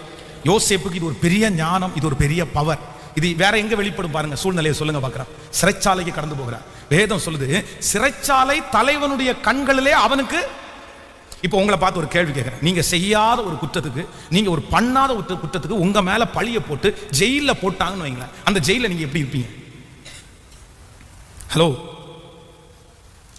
உங்களால எப்படி இருக்க முடியும்? பாதி பேர் அங்கேருந்து வரும்போதே பைத்தியமா தான் நம்ம வருவோம். ஆமா, 10 நாள் ஜெயிலில் உட்காந்துட்டோம்னா அவ்வளவுதான். ஆண்டவரே நீர் ஏன் என்னை கைவிட்டீர், ஏன் என்னை கைவிட்டு, எனக்கு ஏன் இப்படிப்பட்ட ஒரு நிலைமை, நான் எதுக்கு இப்படி பண்றேன், சோர்ந்து போய் பலவீனப்பட்டு மன உளைச்சலுக்குள்ளாகி யோசிச்சு டென்ஷன் ஆகி. ஆனா வேதம் சொல்லுது, அவன் செய்யாத தவறுக்காக அவனை சிறைச்சாலைக்குள்ள போடும்போது அங்க போய் எல்லா வேலையும் ஒழுங்குபடுத்தி கிளியர் பண்ணி நீட் பண்ணி இந்த சிறைச்சாலை தலைவனிடத்துல போய் அவனுடைய கண்களை தயவு கிடைச்சு அவன் பார்த்து, யாரா இவன் வித்தியாசமான ஆளா இருக்கான், சிறைச்சாலையில வந்து ஒருத்தன் இவ்வளவு சந்தோஷமா இருக்க முடியுமா, இவ்வளவு பாசிட்டிவா இருக்க முடியுமா, நீ வேற லெவல்ப்பா, வாப்பா, இனி என் கையில பொறுப்பு இல்லை, யாருக்கு பொறுப்பு தெரியுமா, நீ வச்சுக்கோ, நீ இவங்களை எல்லாம் பார்த்துக்கோ. அங்க இருக்கிற அத்தனை ஜெயில இருக்கிற ரவுடிங்களுக்கும் யார் தலைவன் ஆயிட்டா கேட்கல. நம்ம நிறைய விட்டு அடிதான் வாங்கிட்டு வருமே தெரியுமா, தலைவன் ஆக மாட்டோம். அப்ப ஆண்டவரே கையை உயர்த்தி கேளுங்க ஏசப்பாட்ட, எனக்கு ஒரு கிருபை வேணும், 2023 வருஷம் எனக்கு ஒரு ஞானம் வேணும். எந்த சூழ்நிலை வந்தாலும், நம்ம எல்லாரும் அவ்வளவு பெரிய ஞானிகள் அல்ல, எனக்கு தெரியும், நம்மளால அது முடியல. சிஸ்டர், எத்தனை சூழ்நிலையில் நீங்க தோத்து போனீங்க, ஆண்டவர் உங்களுக்கு அனுமதிச்ச எத்தனை சிச்சுவேஷன் நீங்க ஜெயிச்சிருக்கீங்க, திரும்பி பாருங்க. இன்னைக்கு யோசிக்கிறோமே, இன்னைக்கு ரொம்ப நம்ம திங்க் பண்றோமே, ஐயோ நான் ஏன் இப்படி பண்ணேன், நான் ஏன் இப்படி பண்ணேன், நான் இப்ப ஏன் இப்படி இருந்தேன், அந்த 2 வருஷம் நான் அந்த இடத்துல சமாளிச்சிருக்க கூடாதா, அந்த 6 மாதங்கள் கொஞ்சம் நான் கடினமா உழைச்சிருக்க கூடாதா, அந்த சூழ்நிலை எனக்கு கையாள தெரியல பாஸ்டர், சண்டை போட்டேன், எதிர்த்து நின்னுட்டேன். எல்லாருடைய கைகளை உயர்த்தி உங்க பிள்ளைகளுக்காகவும் ஜெபிங்க, ஆண்டவரே எங்க பிள்ளைகளுக்கு ஒரு கிருபை கொடுங்க ஆண்டவரே, எந்த சூழ்நிலைக்குள்ள போனாலும் அந்த சூழ்நிலையை ஜமாளிச்சு அதிலிருந்து ஒரு பெரிய வெற்றியோட ஒரு ஜெயத்தோட என் பிள்ளைகள் கடந்து வருவதற்கு இப்பொழுது கர்த்தருடைய அற்புதம் வெளிப்படுவதாக என்று சொல்லுங்க பார்க்கலாம். கைகளை உயர்த்தி இந்த ஜெபம் எல்லாரும் ஜெபிக்கணும்னு நான் ஆசைப்படுறேன். சபை ஜனமே, வாலிப தம்பியே தங்கச்சியே, ஆண்டவர் உனக்கு உன்னை பல இடங்களில் அனுப்புவார். உன்னை ராஜா வீட்டுக்கு அனுப்புவார், நீ அங்க சரியா இருக்கணும். உன்னை பாதாளத்துக்குள்ள அனுப்புவார், நீ அங்க சரியா இருக்கணும். ஹல்லேலூயா. உன்னை சிறைச்சாலைக்குள்ள அங்க நீ சரியா இருக்கணும். நீ எங்க அனுப்பினாலும் அந்த இடத்துல சூழ்நிலையை சமாளிச்சு அழகாய் தேவனுடைய பிள்ளை என்கிறத நிரூபிக்கணும். கைகளை உயர்த்தி ஏசப்பாட்ட சொல்லுவோம், ஏசப்பா அந்த ஞானம் இப்பொழுது எனக்கு வெளிப்படுவதாக. ஹல்லேலூயா. நன்றி ஆண்டவரே, நன்றி. திருக்கரம் என்னை தாங்கி கடும் பிரச்சனைகளிலும் முன்னேறி செல்வதற்கு பலத்தை நீ தந்ததினா. கைகளை உயர்த்தி சொல்லுங்க பார்க்கலாம். திருக்கரம் என்னை தாங்கி கடும் பிரச்சனைகளிலும் முன்னேறி செல்வதற்கு பலத்தை நீ தந்ததினா. ஹல்லேலூயா. நான் இந்த துபாயிலிருந்து அபுதாபி என்கிற ஒரு இடத்துக்கு ஊழியத்திற்காக போனேன். அங்க இருந்து அபுதாபிக்கு ஊழியத்துக்காக என்னை அழைச்சிட்டு போனாங்க. ஸோ அங்கே அந்த ஊழியம் முடிச்சுட்டு இரவு வந்து ஒரு 12 மணிக்குள்ள ஆச்சு, ஒரு 11:30 மணிக்கு மேலே ஆகுது. நான் அடுத்த நாள் காலையில் ஒரு ஷூட்டிங் இருக்கிறனால இதுக்கு நான் கண்டிப்பாக வரணும், அடுத்த நாள் எனக்கு இருந்தே ஆகணும். அங்கேருந்து திரும்பவும் வந்து ஒரு 250 கிலோமீட்டர் பக்கத்தில் ட்ராவல் பண்ணி நான் வரணும். அப்போ வந்து நான் அவங்கள்ட்ட சொன்னேன், எனக்கு ஒரு கால் டாக்ஸி அரேஞ்ச் பண்ணிடுங்க, நான் போயிடுறேன், ஒன்றும் பிரச்சனை இல்லை அப்படின்னு. அப்போ வந்து ஒரு கால் டாக்ஸி அரேஞ்ச் பண்ணி அதில் வந்து ஒரு தமிழ்கார பையன் வந்து அதில் வந்தான், ஒரு வாலிப பையன். அவன் வந்து எங்கன்னா திருச்சி பக்கத்தில் உள்ள ஒரு பையன். அப்போ எனக்கு ஒரு ஆச்சரியமாச்சு. எல்லாருமே வேற வேற பாஷையை பேசிட்டு போது ஒரு பையன் ஃப்ளோவாக தமிழ் பேசுறதுனால நமக்கு எப்பவுமே நம்ம ஊர் பாஷையை பேசணும்னு ஒரு பாசம் வந்துருமே. எப்பவுமே காரு நான் வந்து அந்த வாடகை காரில் போதும் பின்னாடி உட்காந்து ட்ராவல் பண்ணுவோம். ஆனால் இப்போ முன்னாடி உட்காந்தோம், ஏன்னா பேசிட்டே போகலாம் அப்படின்னு. அப்போ அவன்கிட்ட பேசிட்டே போனேன், என்ன ஆச்சுப்பா, எப்படி இருக்கிற, எவ்வளோ சம்பாதிக்கிற, எப்போ வந்த, என்ன பிரச்சனை அப்படின்னு என்னால் கேட்டே விசாரிச்சுட்டு இருக்கும்போது அவன் சொன்னான், சார் என் கூட 17 பேர் வந்தோம் சார், நாங்கள் இன்னைக்கு நான் 3 பேர் தான் சார் இருக்கோம், எல்லாம் ஓடி போட்டாங்க பாரு சார், எல்லாருமே பிடிக்காம அவங்கவுங்க ஊருக்கு ஓடி போயிட்டாங்க. அப்போ அவங்ககிட்ட கேட்கும்போது, இல்லை எங்களுக்கு ஃபஸ்ட் டைம் வந்து ஒரு 3 மாதம் சாப்பிட்றதுக்கு சாப்பாடு இல்லை, தங்குறதுக்கு சரியாக இடம் இல்லை, ரொம்ப டென்ஷன், திட்டுவாங்க, அந்த டார்கெட்டை அச்சீவ் பண்ணலைன்னா சத்தம் போடுவாங்க, எங்களால் சமாளிக்கவே முடியல. அப்போ அந்த 3 மாசத்துல இந்த பசங்க வந்து இந்த சிச்சுவேஷனை எதையுமே புரிஞ்சுக்க முடியாமல் கரெக்டாக ஒரு டார்கெட் 900 கொடுக்கணும், அந்த 900 முடிச்சுட்டு போய் படுத்துருவாங்க. ஆனால் அடுத்து அவனுக்கு வராது. அந்த மாதிரி நிறைய பேர் திட்டு வாங்கிட்டாங்க. ஆனால் நான் வந்து கடவுளுடைய ஒரு பெரிய தயவில் அந்த 3 மாசமும் அந்த சூழ்நிலையில் கடிச்சு இப்படி நின்றுட்டேன் சார். இப்போ பார்த்தீங்க அப்படின்னு சொன்னால், இப்போ நான் வந்து 9 மாதம் ஆச்சு, இப்போ நான் நல்லா சம்பாதிக்க ஆரம்பிச்சிட்டேன். இப்போ பரவாயில்ல, எனக்கு இப்போ ஒரு பெரிய நம்பிக்கை வந்திருக்குது, இந்த தேசத்தில் நான் பொழைச்சிருவேன்ற ஒரு நம்பிக்கை எனக்கு வந்திருக்குது. ஒன்றும் இல்லை சார், இன்னும் ஒரு 3-4 வருஷம் சார், நான் கொஞ்சம் இருந்து கடினமாக உழைச்சிட்டேன்னா கடனை முடிச்சிருவேன், ஒரு சின்ன வீடு கட்டிடுவேன், அதுக்கப்புறம் நான் போய் என் ஊரில் செட்டில் ஆயிடுவேன், பரவாயில்ல எனக்காக ப்ரேயர் பண்ணுங்க அப்படின்னா. அப்போ நான் நம்புகிறேன் 17 பேர் போனதில் 3 பேர் தான் என்ன நினச்சிக்காங்கன்னா, அந்த சூழ்நிலையை சமாளிக்கிறதுக்கு ஞானம் அவங்களுக்கு இருந்திருக்கு. மற்ற பிள்ளைகளுக்கு அந்த ஞானம் இல்லாததுனால இங்கேருந்து 2 லட்சம் ரூபாய் கடனாகி போய் அங்கே போய் 1 லட்சம் ரூபாய் கடனாகி இப்போ கடன் மேல் கடனாக மாறிடுச்சு. இனி எப்படி கட்டுவாங்க, என்ன பண்ணுவாங்கன்னு தெரியாது. சூழ்நிலையை சமாளிக்க தெரியல அப்படின்னா நம்ம நிறைய இழந்துருவோம். இன்னைக்கு வீட்டில் போய் எழுதி வைங்க, ஆண்டவரே சூழ்நிலைகளை சமாளிப்பதற்கு எனக்கு ஞானத்தை தாரும் ஆண்டவரே. ஹல்லேலூயா. கைகளை அசைத்து ஒரு ஹல்லேலூயா. ஸோ நம்பர் 3, மூன்றாவதாக ஒரு வசனத்தை, எல்லாம் சொல்ல முடியும்னு தெரியல எனக்கு, மூன்றாவதாக ஒரு வசனத்தை வாசிக்க போறோம். 4வது வசனத்தை 39ஆம் அதிகாரம் 4வது வசனம்.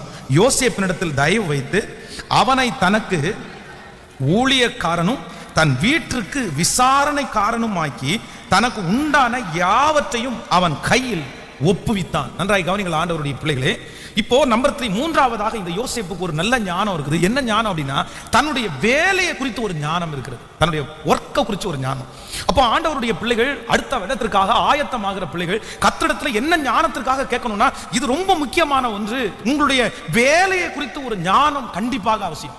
இந்த உலகத்துல கண்டிப்பா நீங்க வேலை செய்யணும், நீங்க பிழைக்கணும், நீங்க சம்பாதிக்கணும். பணம் இருந்து என்னதான் இருந்தாலும் காசு இல்லை அப்படின்னா இந்த உலகத்துல மதிப்பு நிறைய பேருக்கு இல்லை.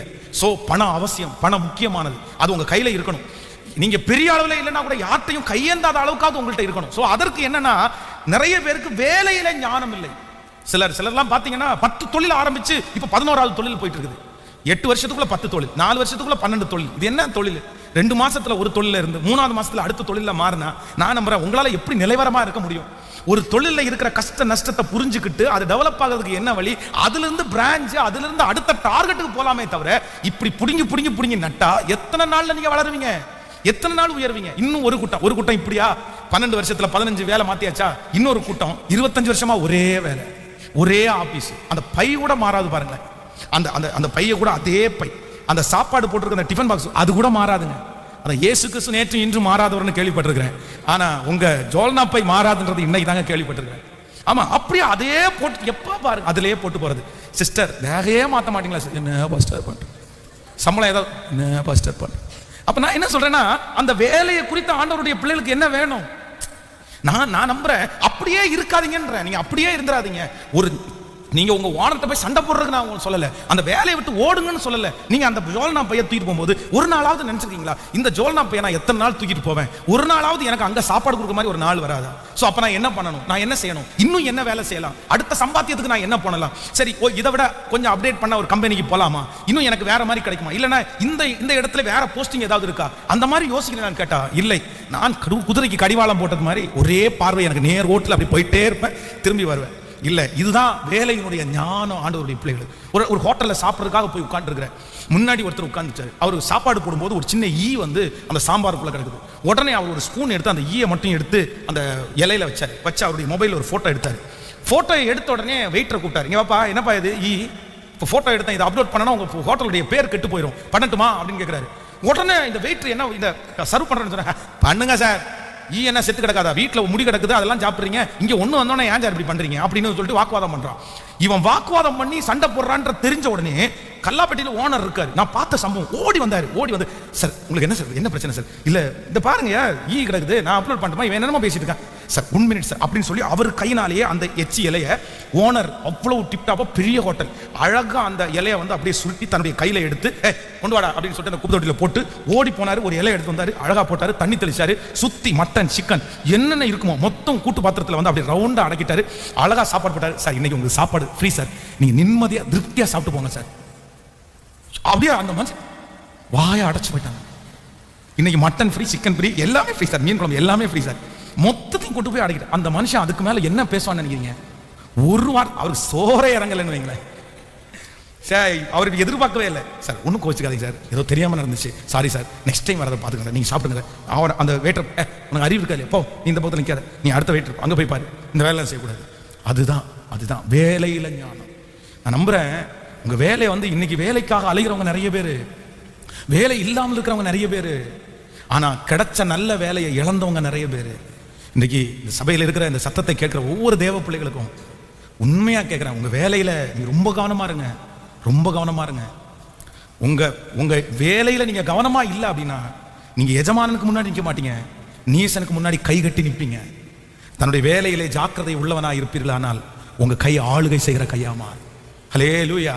கையை உயர்த்தி எல்லாரும் கேளுங்க, ஆண்டவரே எனக்கு கொடுத்திருக்கிற வேலையில, சத்தமா சொல்லுங்க, எனக்கு கொடுத்திருக்கிற வேலையில, சத்தத்தை உயர்த்தி கொஞ்சம் ஜெபம் பண்ணுங்களேன், எனக்கு ஞானத்தை கொடுங்க ஆண்டவர், நான் அதை பெஸ்டா பண்ணணும், அதை நான் நல்லா பண்ணணும், யாருமே அதில் அச்சீவ் பண்ண முடியாத அளவுக்கு நான் பண்ணணும் ஆண்டவர். யாராவது என்ன வேண்டான்னு சொன்னாங்கன்னா அவங்க என்ன மிஸ் பண்ணணும்.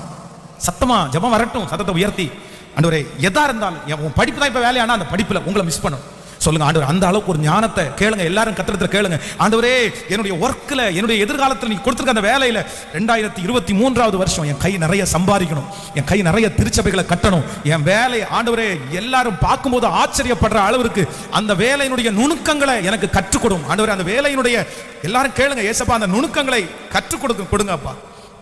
எனக்கு ஒரு பெரிய ஞானத்தை கத்த தாங்க ஆண்டவர், தாங்க ஆண்டவரே. நீர் எத்தனை நல்லவர், எத்தனை நல்லவர். ஹல்லேலூயா. ஜெபிக்கிறீங்களா? எல்லாரும் ஜெபிக்கிறீங்களா? அப்போ நம்பர் 3, மூன்றாவதாக நமக்கு இருக்கிற பெரிய ஜெப குறிப்பு, இந்த அம்மாங்களும் அப்படிதான். வேலையில் என்னவா இருக்கணும்னா வேலையை ரொம்ப பெருசாக்கிறத விட கொஞ்சம் வேலையை கொஞ்சம் சுலபமாக்குறதுக்கு கற்றுக்கொடுங்க. புதுசா என்ன பண்ணலாம், என்ன செய்யலாம், எப்படி பண்ணலாம், கொஞ்சமாவது நீங்க என்ன பண்ணுங்கன்னா தயவு செய்து யோசிங்க, தயவு செய்து யோசிங்க. நமக்கு ஆண்டவர் வந்து இந்த மூளையை கொடுத்துருக்காரு, ரொம்ப நல்லா விரிவாகும். நீங்க எவ்வளவு வந்து யோசிச்சு இது பண்றீங்களோ அவ்வளவு தூரம் இது பெருகிட்டே இருக்கும்.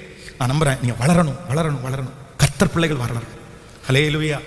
சர்ச்சில் இருக்கிற ஒரு 4th ஸ்டாண்டர்ட் படிக்கிற ஒரு ஐயா நம்ம சர்ச்சுக்கு வராரு. இன்னைக்கு காந்திபுரத்தில் ஒரு மோட்டார் கம்பெனி வச்சிருக்கிறாரு. அவ்வளவு நுணுக்கமான ஒரு மனுஷன். அவரே மோட்டரை மேனுஃபேக்சரிங் பண்ணி வெளிநாட்டுக்கு இங்கிருந்து சப்ளை பண்றாரு. கண்டெய்னர் வரும், அந்த ஃபுல்லா ஏற்றும் போகும். 4th ஸ்டாண்டர்ட் படிச்சிருக்காரு. வருஷத்துக்கு ஒரு டைம் இந்த ஆயுத பூஜை டைம் ஒரு ப்ரேயர் வைப்பாரு. அவருடைய ஆஃபீஸில் இருக்கிற குறைஞ்சது ஒரு 25 பேரையாவது அட்டன் பண்ண சொல்லுவார். நான் கூப்பிட்டு அத்தனை பேரும் ஆண்டவர் அறியாதவங்களா இருப்பாங்க. ஒரு 15 நிமிஷம் அவங்களுக்கு ஆண்டவரை பற்றி பேசி ஜெபம் பண்ணி அதுலேருந்து எத்தனையோ பேரை சர்ச்சுக்கு வந்து என்ன ஆசீர்வாதம் தெரியுமா? எவ்வளோ நல்ல, வெறும் 4th ஸ்டாண்டர்ட் தான் படிச்சிருக்காரு. ஆனால் அந்த ஞானம், வேலையில் ஞானம் அவ்வளோ கிளியர் பண்ணி காலிலேருந்து டைம் ஸ்பெண்ட் பண்ணி, நான் சொல்கிறேன் இன்னைக்கு இங்கே இருக்கிற நிறைய பேர் கஷ்டப்படுறது எனக்கு தெரியும். ஆண்டவருடைய பிள்ளையை உங்கள் சம்பாத்தியம் ரொம்ப குறைவாக இருக்கிறது தெரியும். பாஸ்டர் என்னால் முடியல பாஸ்டர், அவ்வளோ கஷ்டப்படுறேன், நான் இதுக்கு மேலே என்ன பண்ணுறது எனக்கு ஒன்றுமே தெரியல. ஆனால் நான் உங்கள் எல்லாருக்காக நான் ஜெபம் பண்ணிட்டு வந்தேன். கர்த்தர் உங்களுக்கு என்ன சித்தம் வச்சிருக்கான்னு தெரியல, ஆனால் உங்களை சம்பாதிக்கிறதுக்கு, உங்களுக்கு நல்ல வேலை கொடுக்கறதுக்கு ஆண்டவர் ஒரு ஸ்பெஷல் ஞானத்தை கர்த்தர் உங்களுக்கு தருவார், நிச்சயமாய் தருவார். ஆண்டவர்களை கைவிட மாட்டார். கண்டிப்பா கர்த்தர் ஒரு பெரிய விரிவாக்கத்தை தருவார். ஆண்டவரத்துல மட்டும் கேளுங்க, ஆண்டவரே இந்த உலகத்திலே பிழைப்பதற்கு எனக்கு நீர் கொடுத்திருக்கிற மிக முக்கியமானது வேலை தான் ஆண்டவரே. ஆண்டவரே நான் வேலையில நான் செட்டில் ஆயிரும். வேலையில செட்டில் ஆனீங்கன்னா ஊழியம் செய்ய வரலாம்ல சிஸ்டர், நீங்க நினைச்ச நேரத்துக்கு சர்ச்சுக்கு வரலாம் இல்ல, ஒரு மீட்டிங் அட்டன் பண்ணலாம் இல்ல, கொஞ்சம் ஃபேமிலியோட டைம் ஸ்பெண்ட் பண்ணலாம் இல்ல. ஆனா காலையில இருந்து சாயந்தரம் வரைக்கும், நைட்டு வரைக்கும் பாடுபட்டு, நைட்டு கொஞ்ச நேரம் படுத்துட்டு திரும்ப காலையில வேலைக்கு போய், உங்களுக்கு நிறைய பேரை பார்த்தா அவ்வளோ கஷ்டமா இருக்கு. ஆனா நான் என்ன சொல்றேன், அவ்வளோ கஷ்டப்பட்டு நீ வேலை பார்க்குறீங்களே, அதுக்கு ஏதாவது உங்களுக்கு மிச்சம் வந்தா பரவாயில்லையே, உங்களுக்கு ஏதாவது உயர்வு வந்தா பரவாயில்லையே, நீங்க அதுல ஏதாவது சம்பாதிச்சு கொஞ்சம் நாளுக்கு நாள் முன்னேறிங்கன்னா பரவாயில்லையே. ஆனா நாளுக்கு நாள் கடன்காரங்களா, நாளுக்கு நாள் கீழே போயிட்டு இருந்தா எப்படி வருத்தமா இருக்கும். அதனால நான் உங்களுக்காக ரொம்ப அங்கலாய்க்கிறேன், உங்களுக்காக நான் ஜெபம் பண்றேன். எனக்கு ஒரு ஹாப்பினஸ் இருக்கு, இந்த ஊழியத்தை செய்யறதுக்கு ஒரு சந்தோஷம் இருக்கு. ஏன் சந்தோஷம் இருக்குன்னா, நான் ரொம்ப எஃபோர்ட் பண்றேன், பெருமைக்காக இல்ல, நான் சொல்றேன் ரொம்ப அதிகமா எக்ஸ்ட்ரீமா முடிஞ்ச அளவுக்கு அவ்வளவுதான் எல்லாத்தையும் தியாகம் பண்ணி ஓடி ஓடி வேகமா வேகமா வேகமா செய்யலாம் செய்யலாம் செய்யலாம் அப்படின்னு. ஆனா எனக்கு ஒரு பெரிய சந்தோஷம் என்னன்னா, நான் போடுற அந்த எஃபோர்ட், நான் போடுற அந்த இதை கர்த்தர் வாய்க்க பண்றாருல, அதுக்கு பலன் கொடுக்குறாருல, அதை பார்க்கும்போது இன்னும் வேகமா ஓடலான்னு தோணுது. ஆனா நீங்க இவ்வளவு முயற்சி எடுத்து பண்ணியும் உங்களுக்கு பலன் கொடுக்கலாம் போது நீங்க சோர்ந்து போயிருவீங்கல்ல. ஆனா கர்த்தர் சொல்றார், உங்களுக்கு நான் ஒரு விசேஷித்த ஞானத்தை 2023 வருஷம் கர்த்தர் இங்க இருக்கிற நிறைய பேருக்கு கரங்களை தட்டுகிறவர்களுக்கு அப்படியே அப்பவே ஒர்க் ஆகும் நான் நம்புறேன். இந்த வசனம் அப்பவே கிரியை செய்யும். விசுவாசிக்கிறவர்களுக்கு அப்பவே கிரியை செய்யும். கர்த்தர் உங்கள் வேலையிலே உங்களுக்கு ஞானமாய் கர்த்தர் உங்களை நிறுத்தி, ஓ ஹalleluya, அநேகரை கர்த்தர் உங்களை தலைவனாக தலைவியாக ஹalleluya கர்த்தர் மாற்றுவாராக. 2023 வருஷம் நான் நம்புகிறேன், நான் விசுவாசிக்கிறேன், கர்த்தர் உங்களுக்கு ஒரு சுலபமான ஆண்டாய் கர்த்தர் மாற்றுவாராக. உங்கள் கடன்களை எல்லாம் முடிப்பதற்கு கர்த்தர் ஒரு வேலையை ஆசீர்வதிப்பாராக. உங்க கையின் பிரயாசத்தை கர்த்தர் ஆசீர்வதிப்பாராக. உங்க வருமானத்தை கர்த்தர் பெருக பண்ணுவாராக. நீங்கள் கையிட்டு செய்யும் எல்லா வேலையிலும் என் தேவனாகிய கர்த்தருடைய கரம் உங்களுடைய கரத்தோடு கூட இருந்து பலுகி பெருகி நீங்கள் ஆசீர்வதிக்கப்படுவதற்கு கர்த்தர் ஒரு நல்ல வாய்க்காலாய் உங்களை பயன்படுத்துவாராக. ஆமென். இனி உங்கள் கைகள் மற்றவர்களுக்கு முன்பாக ஏந்தி நிற்கிற கைகளாய் அல்ல, கொடுக்கிற கைகளாய். ஹalleluya, ஹalleluya. ஏந்தி நிற்கிற கைகளை கொடுக்கிற கைகளாய் கர்த்தர் மாற்றுவாராக. ஆண்டவரே, எனக்கு வேலையிலே ஒரு ஞானத்தை தாரும் ஆண்டவரே. ஆமென் சொல்லுங்கள். ஹalleluya. கையை உயர்த்தி ஒரு சொல்லுங்க அப்பாட்ட ஒரு 3 டைம், ஆண்டவரே என் வேலையிலே எனக்கு ஒரு ஞானத்தை. எஸ், உங்க கூப்பிடுதலை கர்த்தர் கேட்கிறார். உங்க கூப்பிடுதலை கர்த்தர் கேட்கிறார். இது எப்படி செய்யணும் கற்றுக் கொடுங்க ஆண்டவரே, கற்றுக் கொடுங்க ஆண்டவரே, கற்றுக் கொடுங்க ஆண்டவரே. ஹல்லேலூயா. கைகளை உயர்த்தி ஹல்லேலூயா சொல்லலாம். சோ நம்பர் 1, முதலாவதாக நமக்கு என்ன ஞானம் தேவை? ஆண்டவரை குறித்து ஞானம் ஃபர்ஸ்ட் தேவை. ரெண்டாவது என்ன ஞானம் தேவை? சூழ்நிலையில சமாளிக்கிற ஞானம் நமக்கு ரொம்ப அவசியம். நம்பர் 3, மூணாவது என்ன? இந்த யோசேப்பினுடைய மூணாவது ஞானம் என்னன்னா, அவர் வேலையில என்னவா இருந்தாரு? ஞானமா இருந்தாரு. பாருங்க, அதுக்கப்புறம் பொறுப்பு கொடுக்கப்படுகிறது. 7 வருஷம் சாப்பாடை சேர்த்து வைக்கணும். என்ன ஞானம்! நீங்க யோசேப்பினுடைய ஞானத்தை குறித்து ஒரு லிஸ்ட் போட்டீங்கன்னா அதுவே ஒரு 15 வந்துடும். ஓகே, நெக்ஸ்ட் 4 நம்ம வாசிக்கலாம். ஒரு வசனத்தை வாசிப்போம். அதே 39ஆம் அதிகாரத்தில் நீங்கள் 7வது வசனத்தை வாசிக்கலாமா? 7வது, சில நாட்கள் சென்ற அவனுடைய எஜமானின் மனைவி யோசேப்பின் மேல் கண் போட்டு என்னோட சயனி என்றார். அவனோ தன் எஜமானுடைய மனைவிக்கு சொல்லுக்கு இணங்காமல் அவளை நோக்கி, இந்த வீட்டிலே என்னிடத்தில் இருக்கிறவைகளில் யாதொன்றை குறித்தும் என் ஆண்டவர் விசாரியாமல் தமக்கு உண்டான எல்லாவற்றையும் என் கையிலே ஒப்பு கொடுத்திருக்கிறார். போதும், நீங்க வீட்டில் போய் வாசிங்க. நம்பர் 4, 4ஆவதாக இந்த யோசேப்பு மிகப்பெரிய ஆசீர்வாதத்துக்கு போறதுக்கு என்ன காரணம்னா, அவனுக்கு ஒரு பெரிய ஞானம் இருந்து மனுஷனை குறித்த ஞானம் அவனுக்கு இருந்துச்சு. ஆமென் சொல்லுங்க. கையை கொடுத்து சொல்லுங்க, உங்களுக்கு எல்லா ஞானத்தை விட முக்கியமான ஞானம் மனுஷனை குறித்த அறிவு உங்களுக்கு வேணும். உங்களை டைரக்டா பிசாசு முன்னாடி வந்து உங்களை சோதிக்க மாட்டான். நான் தான் பிசாசு அப்படின்னு சொல்ல மாட்டான். யார் மூலமா தான் வருவான்? கேட்கல, பக்கத்து வீட்டுக்காரங்க மூலமா வருவான், வேலை செய்யற இடத்துல வருவான், படிக்கிற இடத்துல வருவான். நிறைய பேர் தங்களுடைய வாழ்க்கையிலே அவர்கள் தொலைச்சதெல்லாம் எங்கெல்லாம் தொலைச்சாங்கன்னா, மனுஷனை குறிச்ச ஞானம் இல்லாதனால தான் தொலைச்சாங்க. ஐயோ இவன் இப்படிப்பட்டவன் தெரியாது, ஐயோ இப்படிப்பட்டவன் தெரியாது. வாலிப தம்பிகளுக்கு தங்கச்சிகளுக்கு ரொம்ப ஒரு பெரிய ஆலோசனை சொல்றேன். மகனே, உன் வாழ்க்கையில ரொம்ப இம்பார்ட்டன்ட் என்ன அப்படின்னா, நீ மனுஷனை குறிச்சு உனக்கு ஞானம் வேணும். அந்த அறிவு பெரிய அறிவு. உங்கள்கிட்ட பேச வர்ற மனுஷனை குறிச்சு உங்களுக்கு ஞானம் வேணும். உங்கள்கிட்ட பழக நினைக்கிற மனுஷங்களை குறித்து உங்களுக்கு ஞானம் வேணும். இந்த ஞானம் உங்களுக்கு இல்லாவிட்டால், நான் நம்புறேன், இங்க பாருங்க, இந்த யோசேப்புக்கு ஒரு ஸ்பெஷல் ஞானம் இருக்குது. அந்த போத்திபாருடைய மனைவி, அதுவும் ரொம்ப இம்பார்ட்டன்ட் என்னன்னா, அவனை தட்டி கேட்கறதுக்கு யாரும் இல்லை, அவன் அந்த இடத்துல தப்பு பண்ணா பார்க்கறதுக்கு யாரும் இல்லை. ஒரு வாலிப சகோதரனுக்கு சோதனையே இந்த 2 தான். ஒன்று, உனக்கு பார்க்கறதுக்கு யாரும் இல்லை. இன்னொன்று, உன்னை கண்டிக்கிறதுக்கு யாரும் இல்லை. இந்த 2ம் உன் வாழ்க்கையில பாவம் செய்யறதுக்கு ஒரு மிகப்பெரிய பிளஸ். இது 2 இதுல 2லையும் தப்பிக்கிறவங்க தான் கர்த்தர் பயன்படுத்துகிற பாத்திரம். யாரும் பார்க்கலனாலும் நான் பரிசுத்தமா வாழ்வேன், யாரும் என்ன ஸ்டிக் பண்ணலாலும் நான் பரிசுத்தமா வாழ்வேன். இதுதான் ஆண்டவருடைய பிள்ளை. இப்படிப்பட்டவங்கள தான் கர்த்தர் தேடுறாரு. அப்போ அந்த பாவம் செய்யறதுக்கு அந்த லேடி வந்து ஒரு நாள் இல்ல, அப்படியே நச்சி நச்சி நச்சி வா வா வா. என்னதான் இருந்தாலும் ஒரு வாலிப பையனா இருக்கும்போது இந்த டெம்ப்டேஷனை கொடுத்து இழுத்து வா அப்படின்னு சொல்ல அவனுடைய மாம்சம் மேற்கொண்டிருக்கலாம். ஆனா அவனுக்கு ஒரு பெரிய, இப்போ என்ன சொல்றாங்க, என்னென்னமோ குறுக்கு புத்தி எல்லாம் போயிருக்கலாம். அவங்க என்னென்னமோ, அந்த லேடி என்னென்னமோ அவனுக்கு இது நிறைய உரிமைகளை கொடுத்துருக்கலாம். நான் இப்படி பண்றேன் அப்படி பண்றேன். ஆனா அவனுக்கு ஒரு பெரிய ஞானம் இருந்துச்சு. இல்ல, நம்ம இதுல மட்டும் விழுந்துட்டோம்னா நமக்கு ஆண்டவர் கொடுத்திருக்கிற தரிசனம் எதுவுமே, நீங்க நினைச்சு பாருங்க, ஒருவேளை இந்த யோசேப்பு அந்த தவறுல மட்டும் விழுந்திருந்தான்னா ராஜ சன்னிதானத்தில் அவனால் நின்றுக்க முடியுமா? அந்த உயர்வு அவனுக்கு கிடைச்சிருக்குமா? அதுதான் அவனை சிறைச்சாலைக்கு போக வச்சுச்சு. சிறைச்சாலை தான் வேலைக்காரனுக்கு தெரிய வச்சு, வேலைக்காரன் தான் ராஜாவுக்கு தெரிய வச்சான், ராஜா தான் அவனை உயர்த்தினார். எவ்வளவு பெரிய கர்த்தருடைய பிளான், திட்டம். அன்பு தேவனுடைய பிள்ளையே, ஆண்டவருடைய திட்டம் என்னன்னு உங்களுக்கு தெரியாது. ஆண்டவருடைய திட்டம் என்னன்னு தெரியாது. எப்பவுமே ஆண்டவர் அநியாயத்திற்கு துணை நிற்கிறவர் அல்ல, பாவத்திற்கு துணை நிற்கிறவர் அல்ல. பாவத்தோட வர்ற ஆசீர்வாதத்தை கர்த்தர் விரும்புறதில்லை. ஆண்டவரிடத்துல கேளுங்க. இன்னைக்கு இருக்க நிறைய பேர் ஏமாந்து போனது மனுஷனால, கற்பை இழந்தது மனுஷனால, பணத்தை இழந்தது மனுஷனால, ஏன் எதிர்காலத்தையே இழந்தது நிறைய பேர் மனுஷனால. இந்த அறிவு எனக்கு இல்லை, இந்த அறிவு எனக்கு இல்லை. ஆண்டவரிடத்துல கேளுங்க, ஆண்டவரே எங்கிட்ட யார் பேச வந்தாலும், ஸ்பெஷலாக வாலிப தங்கச்சிகளுக்கு ரொம்ப அழகான ஒரு ஆலோசனை. நான் கவனிங்க, வாலிப தங்கச்சி இல்லைங்க, உனக்கு மனுஷனை குறித்து ரொம்ப அறிவு வேணும் பிள்ளைகளே, ரொம்ப அறிவு வேணும். அதுவும் பசங்களை குறித்தும் பிள்ளைகளை குறித்தும் உனக்கு ரொம்ப அறிவு வேணும். நீ உங்ககிட்ட பேச பழகிற இது வாலிப டைம், கொஞ்ச நாளைக்கு தான், ஒரு 7 வருஷம் 8 வருஷம். நான் சொல்கிறேன், உனக்கு அவ்வளவு டெம்டேஷன்ஸுக்கு தான் செய்யும். ஆனால் காலத்துக்கு முன்னாடி நீ கல்யாணம் பண்ணுறதுக்குன்னு ஒரு நாள் இருக்குது, நீ ஒரு பையனை நேசிக்கிறதுக்குன்னு ஒரு நாள் இருக்குது, நீ குழந்தை பெற்றுக்கிறதுக்குன்னு ஒரு நாள் இருக்குது. உங்களுக்கும் அப்படிதான், எல்லாத்துக்கும் ஒரு காலம் இருக்குது. ஆனால் சத்துரு வந்து அந்த காலத்துக்கு முன்னாடி ஒன்று அவசரப்படுத்துவான்.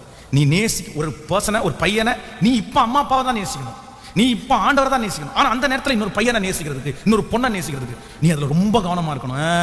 நீ நேசிக்கிறதுக்கு ஒரு காலம் வரும். ஆனால் இப்போ இந்த காலத்தில் நீ கரெக்டாக இல்லைன்னா, நெக்ஸ்ட் நீ நேசிக்கிற காலம் வரும்போது உங்களுக்குள்ள பிரிவினையாக இருக்கும். எப்பவுமே பாவம் வந்து பாம்பு மாதிரி, அது உங்களுக்கு விஷம் எப்போ இருந்துகிட்டே இருக்கும். கேர்ஃபுல். ஒரு பாவம் செஞ்சு மன்னிப்பு கேட்டோன்னா விட்டுலான்னு நினச்சிடாதீங்க, அது தொடர்ந்துட்டே இருக்கும் சில நேரத்தில். அதனால ரொம்ப கேர்ஃபுல்லாக இருக்கணும். நான் சொல்கிறேன், தீனாள் அழகான பெண், அத்தனை சகோதரர்கள் மத்தியிலே வாழ்ந்த ஒரே ஒரு பெண். ஆனால் அந்த ஊரினுடைய ராஜாவுடைய பையன் பேசின உடனே அவளுடைய மனசுக்கு என்ன பண்ணிச்சாமா, அதான் இன்பமா இருந்துச்சாமா. பேசின உடனே அவன் மனசை விட்டுட்டான். அவன் அந்த அந்த அந்த ஒன்னைய அவன் பயன்படுத்தி அந்த பிள்ளைய கற்பழிச்சிட்டான்ல. உங்களுடைய ஒரே ஒரு வீக்னஸை சில பசங்களோ சில பிள்ளைகளையோ தெரிஞ்சிட்டாங்கன்னா அதை வச்சு உன் கற்ப சூறையாடிவாங்க, உன் எதிர்காலத்தை அழிச்சிருவாங்க. பி கேர்ஃபுல், ரொம்ப கேர்ஃபுல்லாக இருங்க. ரொம்ப இன்னைக்கு உலகம் வந்து ரொம்ப ப்ளஸ்ஸாக போயிடுச்சு. இன்னைக்கு வந்து பரிசுத்தமாய் வாழ்றது இல்லைன்னா கற்போட வாழ்றதெல்லாம் ரொம்ப தூரமாயிட்டு போயிட்டு இருக்குது. ஆனால் சத்தியத்தை மறந்துடாத. ஆண்டவரத்தில் கேளுங்க, ஆண்டவரே எனக்கு ஒரு ஞானம் வேணும். என்னன்னா, அறிந்து கொள்ளக்கூடிய ஞானத்தை தான். எந்த ஞானம் வேணுமாமா? யார கேட்கல, நீ ஒரு பார்வையிலே கண்டுபிடிச்சிடணும், நீ ஒரு எஸ்எம்எஸ்லேயே கண்டுபிடிச்சிடணும். பக்கத்தில் இருக்கிற கையை பிடிச்சி சொல்லுங்க, ஒரு பார்வையில் அவன் யாருன்றதை கண்டுபிடிக்கணும், ஒரு எஸ்எம்எஸ்ல அவன் யாருன்றதை கண்டுபிடிக்கணும். நல்லா சொல்லுங்க, ஒரு எஸ்எம்எஸ்ல கண்டுபிடிக்கணும், ஒரு வால்பேப்பர்ல கண்டுபிடிக்கணும். இந்த மாதிரி நிறைய இருக்கு. ஒரு ஃபோன் காலில் கண்டுபிடிக்கணும். அது ஃபர்ஸ்ட் சில பார்த்தீங்கன்னா அவ்வளோ ஷார்ப்பாக இருப்பாங்க. ஒரு எஸ்எம்எஸ் வந்த உடனே குட் நைட் அப்படின்ற எஸ்எம்எஸ் வந்துச்சுனாலே சிலர் கண்டுபிடிச்சிருவாங்க. இந்த நேரத்துக்கு இந்த டைமுக்கு இந்த பையன் இல்லை இந்த பொண்ணு ஏன் குட் நைட் எனக்கு அனுப்பணும், இதனுடைய ரீசன் என்ன, அதுவும் இன்னைக்கு எதுக்காக குட் நைட் அனுப்புறான், இவனுக்கு ஏதாவது உள்நோக்கம் இருக்கா இல்லையா, அவ்வளோ ஆராய்ச்சி. அடுத்த நாள் காலையில் வந்து என்ன பதிலே இல்லை, ஓ கன்ஃபார்ம் இவன் யார் இல்லை, இவன் சரியான நமக்கு குட் நைட் அனுப்பணும்னு அனுப்புறவங்க கிடையாது, நம்ம இடத்துல பதிலை வாங்குறதுக்கு அனுப்புறவன். இதை சுதாகரிக்கிறவங்க குட் நைட் அனுப்பிட்டான், அது இந்த நேரத்தில் குட் நைட் அனுப்பிட்டான், பையன் பாரு எவ்வளோ பெரிய பாசம், good night same to you அனுப்பியாச்சு, அவ்வளோதான் திருப்தி, அவ்வளோதான். அப்படியே கண்டினியூ ஆகும் பாருங்களேன். அப்புறம் மீட் பண்ணலாமா, காஃபி பாரில் மீட் பண்ணலாமா, இல்லை அப்படின்னா மீட் பண்ணலாமே, சர்ச்சில் கூட மீட் பண்ணலாமே, ஒன்றும் பிரச்சனை இல்லையே, நோ ப்ராப்ளம். காஃபி பாரில் மீட் பண்ணால் தான் தப்பாக நினைப்பாங்க, சர்ச்சில் மீட் பண்ணால் யார் தப்பாக நினைப்பா?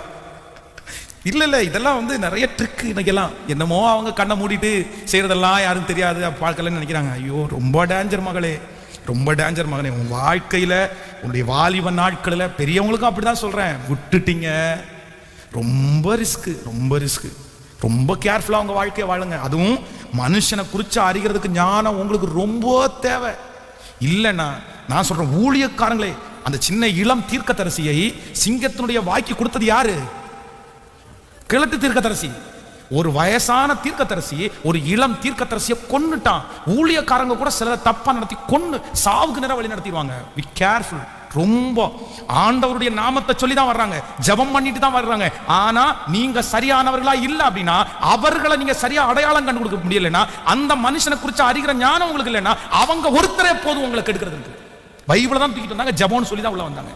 ஜெபம்னு சொல்லி உள்ள வந்தாங்க எத்தனை பேர் இன்னைக்கு இருக்காங்க தெரியுமா? அதனால ஆண்டவரத்தில் எல்லாரும் கிருபையா கேளுங்க. 2023 வருஷம், அதுக்காக போறவங்களையும் வாரவங்களையும் அப்படி பார்க்கணும்னு அவசியம் கிடையாது. ஆண்டவரே எனக்கு மனிதனை அறிந்து கொள்ளக்கூடிய ஞானத்தை தார்.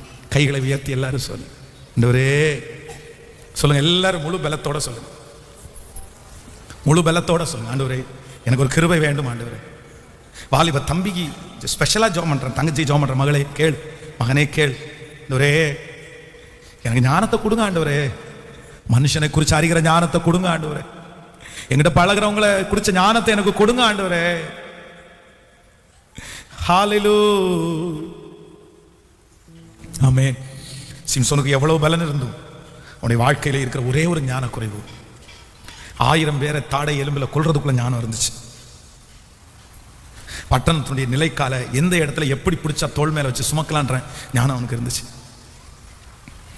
நிறைய இந்த காட்டிலேயே ரொம்ப தந்திரம் உள்ளது நரி. ஆனா அந்த நரியையே பிடிச்சி வாளோட வால் சேர்த்து கட்டி பந்தத்தை கட்டி இதை உள்ள அனுப்பிடுச்சுன்னா அவனுடைய வேளாண்மை எல்லாம் நாசமாயிருன்ற அந்த ஞானம் இருந்துச்சு. ஆனா எந்த ஞானம் மட்டும் இல்லைன்னா, தெளிலாளுடைய மடியில படுக்கும்போது இவன் நம்மளை கொல்ல பார்க்கிறான்ற அந்த ஞானம் அவனுக்கு. இந்த ஒரே ஒரு ஞான குறைவு அவனை எங்க கொண்டு போய் நிறுத்திச்சுன்னா, அவனோட 2 கண்ணையும் பிடுங்கி அவ்வளவு பலசாலியா இருந்த மனுஷனை மாவரைக்கிறதற்கும் வேடிக்கை காண்கிற பொருளாகவும் அவனை நிற்க. என்ன பரிதாபம், என்ன பரிதாபம். சிஸ்டர், பிரதர், நீங்க சில இடத்துல ஞானமா இருப்பீங்க, அதான் சம்பாதிக்கிற ஞானம் உங்களுக்கு இருக்குது, மற்றவங்கள்ட்ட பேசுற ஞானம் உங்களுக்கு இருக்குது, எல்லா ஞானமே உங்களுக்கு இருக்குது. நிறைய பேர் எதுல வீக் தெரியுமா? மனுஷனை அறிகிற அந்த ஞானத்துல ரொம்ப குறையும். நீங்க கண்டிப்பா கேளுங்க, இது உங்க ஜெப குறிப்பாகவே மாறட்டும். ஆமேன்னு சொல்லுங்க. ஸோ நம்பர் 1 முதலாவதாக தேவனை குறித்த ஞானம். நம்பர் 2 2வது சூழ்நிலையை குறித்த ஞானம். நம்பர் 3 3வது வேலையை குறித்த ஞானம். நம்பர் 4 4வது. ஸோ நம்பர் 5 5வதாக உங்களுக்கு வருகிற சோதனையை குறித்த ஞானம் உங்களுக்கு அவசியம். அதுக்கு வசனத்தை மட்டும் வாசிங்க, நான் உங்களுக்கு வேகமாய் சொல்லி உங்களுக்காக ஜெபித்து முடிக்க போகிறேன். ரொம்ப டைம் ஆயிடுச்சு. ஸோ அதனால் விரிவாக அதை சொல்ல முடியாது. நீங்கள் போய் தியானிக்கும் போது ஆண்டவர் பேசுவார். நீங்கள் 39ஆம் அதிகாரம் 20வது வசனம். யோசேப்பின் எஜமானன் அவனை பிடித்து அவனை ராஜாவின் கட்டளையால் காவலில் வைக்கப்பட்டவர்கள் இருக்கும் சிறைச்சாலையிலே அவனை ஒப்புவித்தான். அந்த சிறைச்சாலையில் அவன் இருந்தான். ஆமென். அந்த சிறைச்சாலையிலே அவன் இருந்தான். யோசேப்பினுடைய வாழ்க்கையில் இத்தனை நாட்கள் வந்த சோதனையை விட இப்போ ஒரு பெரிய சோதனை வருது. ஆனால் அந்த சோதனையில் எப்படி ஞானமாக நடக்கணும்னு கர்த்தர் பலன் தந்தார். உங்கள் வாழ்க்கையில் ரொம்ப அவசியமானது நம்பர் 5. உங்களுக்கு எதில் ரொம்ப ஞானம் இருக்கணும்? பக்கத்தில் இருக்கிற கையை பிடிச்சி சொல்லுங்க. உங்களுக்கு வருகிற சோதனை, நீதிமான்களுக்கு வரும் சோதனைகள் அநேகமாக இருக்கும். ஆனால் நம்ம என்ன இருக்கணும்? ஞானமாக இருக்கும். சோதனையில் ஞானமாக இருக்கணும். ஸோ நம்பர் 6 6வதாக உதவி செய்வதில் ஞானம் தேவை. என்னம்மா? பக்கத்தில் இருக்கிற கையை பிடிச்சி சொல்லுங்க. உதவி செய்வதில். நமக்கு நிறைய பேருக்கு எல்லா ஞானமும் இருக்கும், ஆனால் எதில் ஞானம் இருக்காது? கேட்கல. உதவி செய்கிறதுல என்ன பாஸ்டர் ஞானம் இல்லை? இதுக்கு ஏதாவது ஆதாரம் இருக்கான்னு கேட்டால், 2 பேர் சிறைச்சாலை இருக்கிறாங்க. ஒருத்தன் பானை பார்த்துருக்கான், இன்னொருத்தன் சுயம்பாய்களின் தலைவர். ஒருத்தனுக்கு இருக்கிற செய்தி கேட்கல, நல்ல செய்தி. இன்னொருத்தனுக்கு இருக்கிற செய்தி கெட்ட செய்தி. நம்ம என்ன பண்ணுவோம்? 2 பேரும் எங்கே தான் இருக்கிறாங்க? ஒருத்தனுக்கு உதவி செய்யணும், ஒருத்தனுக்கு உதவி, ஒருத்தன்ட்ட நீ வாழ்வேன்னு சொல்லணும், இன்னொருத்தட்ட நீ கேட்கல. நம்ம என்ன சொல்லுவோம்? நம்மளா இருந்தால் என்ன பண்ண தெரியுமா? நீ 2 பேரும் வாழ்வேன்னு நான் ப்ரேயர் பண்ணிக்கிறேன்டா அப்படின்னா, நமக்கு நிறைய பேருக்கு அந்த சிறைச்சாலையிலே 2 பேர் உதவிக்காக கெஞ்சுறாங்க. 2 பேரும் சொப்னத்தினாலே டிஸ்டர்ப் பண்ணப்பட்டு யாராவது எங்களுக்கு விளக்கம் சொல். ஆனால் ஒருத்தனுக்குரிய செய்தி நல்ல செய்தி இல்லை, ஒருத்தனுக்குரிய செய்தி. இந்த உலகத்தில் இருக்கிற எல்லாருமே உதவி செய்த உடனே முன்னேறிடவும் முடியாது. சிலருக்கு நீங்கள் உதவி செய்துதான் நீங்கள் துக்கப்படுவீர்கள். அதனால உதவி செய்ய வேண்டாம்னு சொல்லலை, ஆனால் உதவி செய்து நீங்க மாட்டிக்காதீங்க. சமீப நாட்களாய் நிறைய நான் கேள்விப்படுறது என்ன அப்படின்னா, இந்த லவ் பிரிச்சு விட போறான் பாருங்க. 2 பேர் லவ் பண்றதை கேள்விப்பட்டு, டேய் மாப்பிள்ள வேணாண்டா, அந்த பொண்ணு நல்லதில்லை, அந்த பையன் நல்லதில்லை. உடனே இவன் சொல்லுவான், என்ன பண்ணுறதே தெரியலடா, விட முடியல அப்படின்னு. என்ன பிரச்சனை, நான் பேசுறேன் விடு அப்படின்னு போய் இந்த லவ் பிரிச்சு விட போறான் பாருங்க 2 பேரை. இவன் லவ்ல மாட்டிக்குவான். ஒரு 6 மாசம் தாண்டி அந்த பையன் இவனை விட்டுருவான். இவன் என்ன பிடிச்சுவான்? என்னடா என்ன கழட்டி விட்டு நீ பிடிச்சிட்ட? இது இந்த லவ் போனா கூட பரவாயில்ல, இந்த ஃபேமிலியில தவறான உறவுல இருக்கிறவங்கள பிரிச்சு விட போறாங்க பாருங்க. எத்தனையோ பேரு இந்த பிரிச்சு விடுற ஊழியத்துக்கு போய் ஒன்று சேர்ந்துருக்காங்க. அது அசிங்கமா இருக்கு, கேவலமான வார்த்தை. வாழ்க்கை என்ன இது?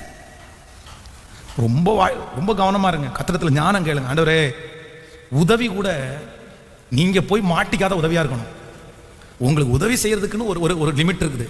ஒரு மனுஷனுக்கு நீங்க உதவி தான் செய்ய முடியுமே தவிர நீங்க கடவுளாயிர முடியாது. ஹலோ ஹலோ, தூதன் குளத்தில் கலக்கிறதுக்காக வர்றாரு. யார் முன்னாடி குதிக்கிறாங்களோ அவங்களுக்கு. இப்போ 38 வருஷமா வியாதியா இருக்கிற ஒரு மனுஷன் குளத்தினுடைய கரையில இருக்கிறான். இந்த தூதனுக்கு தெரிஞ்சிருக்குமா தெரிஞ்சிருக்காதா? கேட்கல, எல்லாரும் சொல்லுங்க. 38 வருஷமா இவன் பாடுபடுறானே, அவன்கிட்ட போய் நின்று டேய் நான் உனக்கு உதவி செய்கிறேன் அப்படின்னு சொல்லியிருக்கலாமா? ஆனால் அந்த தூதன் என்ன பண்ணலை. இந்த தூதனுக்கு கொடுக்கப்பட்டிருக்கிற வேலை ஒரே வேலை. என்ன வேலை? குளத்தை கலக்கிறதுக்கு மட்டும்தான் உன் வேலை. நீ குளத்தை கலக்கிட்டு அற்புதம் பெற்றுக்கிறதும் பெற்றுக்காததும் கேட்கல. உன் டியூட்டி என்னமோ அதை முடிச்சுட்டு நீ பக்கத்தில் இருக்கிற கையை பிடிச்சிடும். உங்கள் வேலை என்னமோ அதை செஞ்சுட்டு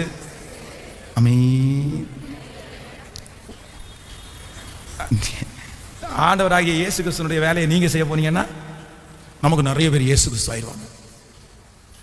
நிறைய பேர் என்னது, நான் கர்த்தரின் பிள்ளை, எனக்கு அப்படி தெரியாது. அதான் நான் ஒரு டைம் பசங்க, எனக்கு யாரையும் முகம் முறிச்சு பேச தெரியாது. இருக்கீங்களா நீங்க அப்படி? அதாவது நான் ரொம்ப சாஃப்ட், நான் அப்படியெல்லாம் எடுத்தறிஞ்சு நான் சொல்றேன், முகம் முறிச்சு பேச வேண்டிய இடத்துல கேட்கல. அப்படி பேசலைன்னா அந்த பாவத்துக்கு நீங்க ஒத்து போறீங்கன்னு அர்த்தம். ஒருத்தருக்கு நோ இது நடக்காது, இது எங்கிட்ட நடக்காதுன்னு சொல்றத ஸ்ட்ரெயிட் ஃபார்வர்டா சில விஷயத்த உடனே டக்குன்னு அந்த இடத்துல சொல்லிடணும். என்ன பண்ணிட்டு இருக்க, என்ன பேசிட்டு இருக்க அப்படின்னு சொல்லணும். இல்ல அவனை மனசை கஷ்டப்படுத்திடுவோமோ, ஏதாவது நினைச்சிடுவானோன்னு நினைச்சு நீங்க அமைதியா இருக்கிறதையே ஆப்போசிட்ல இருக்கிற நபர் பிளஸ்ஸா எடுத்துட்டாங்கன்னா சொல்லுங்க, அப்படி எடுத்துருக்காங்களா? அது உங்களுக்கு டேஞ்சர் தானே. ரொம்ப கவனமா இருக்கணும். ஆண்டவரே எனக்கு ஒரு கிருபை வேணும். யாரை குறிச்சுன்னா, நான் உதவி செய்வதிலே எனக்கு ஞானம் வேணும். இப்போ சொல்லுங்க பாஸ். நம்பர் 1, ஆண்டவர் குறித்து அறிகிற அறிவில் நமக்கு ஞானம். 2023 வரும்போது நீங்க எல்லாம் எப்படிதான் வரணும்? ஞானம் உள்ளவர்களா வரணும். உங்களை பார்த்து எல்லாரும் சொன்னீங்கன்னா, இப்படி கடந்தா இப்படி இருக்கிற என்ன ஞானம் உனக்கு, கர்த்தருடைய ஞானமே அல்லாமல் வேறு எதுவும் இல்லைன்னு உங்களை பார்த்து புகழணும். அப்படியே உங்களை பார்த்து பெரிய ஞானமாயிட்ட, உன்னெல்லாம் நீ ஏமாத்தவே முடியாதுப்பா. ஆமே, உங்களை ஏமாத்தி நினைக்கிற அந்த குழுக்காரங்கெல்லாம் ஓடி போகணும் உங்களை விட்டு. ஆமேனே வரமாட்டேங்குது. ஸோ நம்பர் 1 முதலாவது இதில் ஞானம், தேவனை அறிகிற அறிவில் ஞானம். நம்பர் 2 ரெண்டாவது சூழ்நிலையை சமாளிக்கிறதுல ஞானம். நம்பர் 3 மூன்றாவது வேலையில் வெற்றி பெறக்கூடிய ஞானம். நம்பர் 4 நாலாவது மனுஷனை அறிகிற அறிவினுடைய ஞானம். நம்பர் 5 சோதனையை சகிக்கிறதுல ஒரு ஞானம், சோதனையை கையாளுகிறதுல ஒரு ஞானம். ஸோ நம்பர் 6 உதவி செய்கிறதுல யாருக்கு செய்யணும் யாருக்கு செய்யக்கூடாது, நான் பண்ற உதவி எனக்கு ஆபத்தா முடிஞ்சிருமா நல்லா முடிஞ்சிருமா, இது கரெக்டானதா, இது கர்த்தர் எதிர்பார்க்கிறதா, ஸோ அதுல ஒரு ஞானம். நம்பர் 7 ஏழாவதாக உங்களுடைய உயர்வில் உங்களுக்கு ஞானம் இருக்கணும். எதுல ஞானம் இருக்கணுமா? யோசேப்பு இப்போ ஒரு உயர்வு கிடைக்குது, ஒரு பெரிய போஸ்டிங் கிடைக்குது. நமக்கு நிறைய பேருக்கு சிறைச்சாலையிலேருந்து எடுத்த உடனே அங்கீகாரம் கிடைச்சுன்னா நம்ம நிறைய பேர் தலைகால் பிடியாம ஆடுவோம். நமக்கு அந்த கஷ்டத்தை நிறைய பேரால டாக்கிள் பண்ண தெரியும், ஆனா எதை பண்ண தெரியாது. ஐஸ்வர்யத்தையும் உயர்வையும் நிறைய பேரால் சமாளிக்க தெரியாது. அப்படி திணறுவாங்க. ஐஸ்வர்யம் வந்தவன மாறிடுவாங்க, உயர்வு வந்தவன மாறிடுவாங்க. அது ஒரு கெத்து வரும் பேச்சிலே, பிரைஸ் தி லார்ட் ஹல்லேலூயா அப்படின்னு வரும். ஃபர்ஸ்ட் சாதாரணமாக பார்த்தீங்கன்னா praise the Lord brother, praise the Lord sister அப்படி பேசுகிறேன். ஒரு பெருமை, ஒரு ஏதாவது போஸ்டிங் வந்துடும், brother price praise the Lord brother, praise the Lord brother. இந்த டோனெல்லாம் எப்படி வருதோ தெரியல, எப்படி மாறுதல். ஆமாம், உண்மையிலே பாருங்க, ஒரு 15 நாளைக்கு முன்னாடி அப்படி அமைதியாக சுற்றிட்டு இருப்பாங்க. நம்ம பார்த்தோன்னே ஒன்றும் பண்ணாத ஒரு பொட்டுப்பூச்சி மாதிரி. அவன் ஜோமனும், நான் ஒரு தெள்ளுப்பூச்சி பிரதர், நான் யாரு தெள்ளுப்பூச்சி பிரதர், இந்த தெள்ளுப்பூச்சி கத்துற நல்ல வாழ்வா தருவாரா அப்படி நம்மகிட்ட கேட்பாங்க. ஒரு போஸ்டிங் ஏதாவது கொடுத்துட்டோம், அவளை பார்த்தோன்னா நான் யார் தெரியுமா, நான் எங்கே இருந்து தெரியுமா, நான் சும்மா நினச்சியா, அது ஒரு பெருமை. அப்போ உயர்வில் நமக்கு என்ன வேணும்? உயர்வில் ஞானம் உங்களுக்கு இல்லைன்னா இல்லை இருக்கிறது எல்லாம் உங்களை விட்டு என்ன பண்ணிடும், பெருகாது, வளராது. கர்த்தர் ஒரு உயர்வு கொடுக்கும்போது ஞானமாக கையாளும். இல்லை இல்லை ஆண்டவரே கிருபத்தாரும். இந்த உயர்வை சிலர் பெருமையாக பேசும்போது நமக்கு என்ன வேணும்? கேட்கல. இதுக்குன்னே பிசாசு நிறைய பேர் அபிஷேகம் பண்ணி அனுப்புவாங்க. உங்களை பார்த்த உடனே என்ன இவ்வளோ அழகாக இருக்கிறீங்க, என்ன பிரதர் இவ்வளோ ஹைட் அண்ட் வெயிட்டாக இருக்கிறீங்க, உடனே உங்களுக்கு பெருமை வருது. என்ன சாப்பாடு தெரியுமா எனக்கு, நான் உடனே என்ன சாப்பாடு, சின்ன வயசில் நான்லாம் காடை கௌதாரி சாப்பிட்டு வளர்ந்தவன் அப்படி. இல்லை ரொம்ப கவனமாக இருக்கும். நம்ம பிள்ளைங்க நிறைய பேர் எங்கள் பாட்டியே பயங்கர அழகு அப்படின்னு மனசில் கூட நினச்சக்கூடாது. ஆண்டவரே என்னுடைய உயர்வில் எனக்கு என்ன வேணும்னா, ஒவ்வொரு உயர்வுலையும் உங்களுக்கு ஞானம் வேணும். ஸோ நம்பர் 7 உங்களுக்கு உயர்வில்.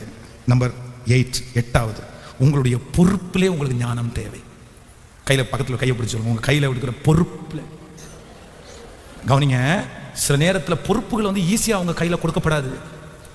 அம்மான்ற பொறுப்பு, அப்பான்ற பொறுப்பு, வேலை செய்கிற பொறுப்பு, ஊழியம் செய்கிற பொறுப்பு, இது சீக்கிரமாக கிடைக்காது. சிலரெல்லாம் பொறுப்பு கிடைக்கிறதுக்காக அவ்வளவு ஆசைப்படுறாங்க, எனக்கு இப்படி கிடைக்காதா, இந்த சான்ஸ் கிடைக்காதான்னு. ஆனால் சிலருக்கு அந்த வாய்ப்பு கிடைச்சு அவங்களுடைய கேரக்டர்னால அந்த வாய்ப்பு அவங்கள விட்டு தூரம் போயிடும். அதுக்கப்புறம் கஷ்டப்படுவாங்க. உன்னை இழந்ததற்கு பிறகு நீங்கள் வருத்தப்படக்கூடாது. உங்களுக்கு கொடுக்குற ஒவ்வொரு பொறுப்புலையும் நீங்கள் ரொம்ப கவனமாக ஞானமாக செயல்படணும். ஆமேன்னு சொல்லுங்கள். புரியுதா உங்களுக்கு? உங்களுடைய பொறுப்பில் ரொம்ப கவனமாக இருங்க. ஸோ நம்பர் 9, சொந்தக்காரர்கள் விஷயத்தில் ஞானம். பக்கத்தில் கையை பிடிச்சி சொல்லுங்க. கூட பிறந்த அண்ணன் தம்பியாக இருந்தாலும் சொந்தக்காரங்களாக இருந்தாலும் உங்களுக்கு என்ன வேணும்? இதுக்கு என்ன வசன ஆதாரம்? அந்த யோசேப்பினுடைய சகோதரர்கள் எல்லாரும் வருவாங்க. யாரை பார்க்கறதுக்கு? பார்வோனை பார்க்கறதுக்காக வருவாங்க. அவங்க அப்பா அம்மா எல்லாம் வருவாங்க. அந்த உடனே 2 பேரை மட்டும் தனியாக கூப்பிடுவான். இந்த பாரு, ராஜா உங்களை பார்த்து என்ன வேலை செய்கிறேன்னு கேட்பாரு. அப்போ நீங்கள் என்ன சொல்லணும்? நாங்கள் எல்லாம் மேய்ப்பர்கள், நாங்கள் மட்டும் இல்லை, எங்கள் தாத்தா பாட்டி காலத்திலேருந்து எல்லாருமே அதான் அழுத்தம் திருத்தமாக சொல்லி அனுப்புவார். ஏன் அப்படின்னா, இவனும் பொய் சொன்னாலும் இவங்க இந்த ஊரில் தங்குறதுக்காக ஏதாவது பொய் சொல்லிட்டானுவானா மாற்றுறது யார் தான்? இது வரைக்கும் நம்ம பேரை நம்ம காப்பாற்றிட்டு இருக்கிறோம். எப்பவுமே இவனும் அண்ணன் தம்பியை நம்ம என்ன பண்ண முடியாது. இவனும் ஆடை அடித்து சாப்பிட்டுட்டு நான் சாப்பிட்டேன்னு சொல்கிற ஆட்கள் அல்லவா? அப்போ அந்த இடத்துல அவ்வளோ ஞானமாக யோசிப்பு இல்லை சொல்லுங்க. அப்படின்னா சொந்தக்காரங்க விஷயத்தில் கூட பிறந்தவங்கன்னா கூட எந்த இடத்துலன்னா இந்த காரியத்தை சொல்லணும், இந்த காரியத்தை. நமக்கு நிறைய பேருக்கு சொந்தக்காரங்களை பார்த்த உடனே அப்படியே குஷி ஆயிடுது. ஐயோ எங்கள் அம்மா, ஐயோ எங்கள் அண்ணன், அங்கே ஐயோ எங்க. இல்லை, சொந்தக்கார கையாளுகிறதுல ஒரு ஞானம் இருக்குது. நீங்கள் சொந்தக்காரங்களை கரெக்டாக கையாளலைன்னா எந்த சொந்தக்காரங்களுக்காக நீங்கள் பாசம் காமிக்கிறீங்களோ அவர்களே உங்கள் மனசை காயப்படுத்தி உடைச்சு உங்களை நஷ்டப்படுத்துறது கூட காரணமாயிருவாங்க. கேர்ஃபுல்லாக இருங்க. சொந்தக்கார விஷயத்தில் ரொம்ப கேர்ஃபுல்லாக இருங்க. ஆமேன்னு சொல்லுங்கள். ஸோ நம்பர் 10, 10வது, தன்னுடைய மரணத்திலே ஞானம். இதில் மறிக்க போகும்போது அவர் சொல்கிறாரு, நான் இந்த பட்டணத்திலேருந்து மறிச்சாலும் என் பாடி எங்கே தான் அடக்கம் பண்ணுவாங்க. ஏன்னா இந்த ஊரில் நான் பெரிய போஸ்டிங்கில் இருந்தேன். இந்த உலகமே, இந்த நாடே எனக்கு நிறைய சொந்தம். ஆனால் நீங்கள் போகும்போது கண்டிப்பாக என்ன பண்ணணும்? என்னுடைய எலும்பு துண்டுகள் நீங்கள், என்னுடைய கலரை எங்கே தான் அப்படின்னா எங்கள் பிதாக்களோட. உங்களுக்கு ஒரு ஞானம் இருக்கணும். நான் சாகும்போது என் சுய தேசமாகிய, என் சொந்த தேசமாகிய, எனக்காக கட்டப்பட்டிருக்கிற ஒரு வீடாகிய பரலோக ராஜ்யத்தில் அந்த இடத்த நான் என்ன பண்ணிடக்கூடாதுன்னா, இந்த உலகத்தையே ஆயத்தப்படுத்தி இத்தனை ஆத்துமாக்களை ஆயத்தப்படுத்தி பரலோகம் போகலைன்னா எந்த பிரயோஜனமும் இல்லை. உங்களுக்கு ஒரு ஞானம் வேணும், பரலோகத்தை குறித்த ஞானம். இப்போ சொல்லுங்க பார்க்கலாம். 10. நம்பர் 1, உங்களை சீக்கிரமாக அனுப்புகிறேன் பார்த்தீங்களா, வேகமாக சொல்லி. ஆமாம், ரொம்ப டைம் ஆச்சு, அதனால அப்போ சீக்கிரமாக சொல்லணும். நீங்கள் சொல்லுங்கள் பார்க்கலாம். நம்பர் 1, பயந்தீங்க தானே, லேட் பண்ணிட்டு வர போல தெரியுது. 4 பாயிண்ட் முடிக்கிறதுக்கு 10:45 ஆகிப்போச்சா, அவ்வளோதாண்டா அன்னைக்கு அப்படி. ஆமாம், ஆனால் கர்த்தருடைய வேதத்தை கேட்குறதுல நம்ம ரொம்ப உற்சாகமாக இருக்கணும். நீங்கள் இருப்பீங்கன்னு நம்புகிறேன். ஆமாம், ஒரு நாள் அப்படி தான் நினச்சிட்டு இருக்கிறேன் நான். ஒரு நாள் உங்களை எல்லாம் அப்படியே கொண்டு போய் ஆல் நைட் ப்ரேயரில் முடிச்சிடணும். எத்தனை பேர் இருக்கிறீங்கன்னு பார்ப்போம். ஆண்டவர் ஆசீர்வதிப்பார். நம்பர் 1, முதலாவது, ஆண்டவரே உங்களை குறித்து ஞானம். எழுதுறவங்க எழுதி கொள்ளுங்கள், உங்களை குறித்த ஒரு ஞானம் வேணும். நம்பர் 2, ரெண்டாவது, ஆண்டவரே எந்த சூழ்நிலை இருந்தாலும் அந்த சூழ்நிலையை சமாளிக்கக்கூடிய ஒரு ஞானம் எனக்கு வேணும். இந்த நம்பர் 3, மூன்றாவது, எனக்கு கொடுத்துருக்கிற வேலையில் நான் உயர்றதுக்கு, மல்டிப்ளை ஆகிறதுக்கு கண்டிப்பாக எனக்கு ஒரு ஞானத்தை 2023 எனக்கு தரணும். நம்பர் 4, நாலாவது, ஆண்டவரே இந்த உலகத்தில் என் கூட இருக்கிற மனுஷங்களை குறித்து எனக்கு ஒரு ஞானத்தை, யார் எங்கிட்ட எப்படி பழகிறா, எப்படி வர்றா, அவங்க என்ன ஏது, அந்த ஞானத்தை எனக்கு தரணும் ஏசப்பா. ஸோ நம்பர் 5, ஆண்டவரே சோதனையில் எனக்கு என்ன வேணும் அப்படின்னா, சோதனையில் நான் தப்பி பிழைக்கிறதுக்கு எனக்கு ஞானமாக சோதனையில் இருக்கணும் ஆண்டவரே. நம்பர் 6, ஆறாவது, ஆண்டவரே நான் யாருக்கு ஹெல்ப் பண்ணாலும் அதில் எனக்கு ஞானமாக என்ன பண்ணணும், நான் யாருக்காகவும் ஜாமீனில் நின்று நான் செத்து போயிடக்கூடாது ஆண்டவரே, எனக்கு அந்த கிருபை தாருன்னு கேட்கணும். ஸோ நம்பர் 7, என்னுடைய உயர்வில் எனக்கு ஒரு ஞானத்தை கொடுங்க. நான் உயரும்போது ரொம்ப கேர்ஃபுல்லாக ஞானமாக உயரணும், அந்த கிருபை தாருங்கப்பா. ஸோ நம்பர் 8, ஆண்டவரே எனக்கு கொடுக்குற பொறுப்பில் நான் என்னவா இருக்கணும் அப்படின்னா, நான் ஞானமாக அதை காப்பாற்றிக்கணும் ஆண்டவரே. நம்பர் 9, 9, சொந்தக்காரங்கள், நண்பர்கள், கூட பிறந்த உறவுகளில் நான் என்னவா இருக்கணும் அப்படின்னா. ஸோ நம்பர் 10, 10வது, எதில் ஞாபகம், ஒரு பெரிய A4 ஷீட்டில் இதை அழகாக பிரிண்ட் பண்ணி வீட்டுக்கு முன்னாடி ஒட்டி நியூ இயருக்கு வர்றதுக்குள்ளே உங்கள்கிட்ட கேட்பேன். 5000 டைம் ஜெபம் பண்ணணும். கை தூக்க பார்க்கலாம், அப்படி செய்கிறேன்றோம். கை தூக்க 5000. ஆண்டவரே இந்த கையெல்லாம் நீங்கள் பார்க்குறீங்க ஆண்டவரே, உங்கள் சமூகத்தில் போய் சொல்லவே முடியாத ஆண்டவரே, நான் சொல்வதெல்லாம் உண்மை ஆண்டவரே. ஆமென். ஆண்டவர் உங்களை செய்வார். ஆசை இருக்குது, அதுவே கர்த்தர் நிறைவேற்றுவார். ஸோ அப்போ ஆண்டவர் வெற்றியாய் நடத்துவார். ஆமென்.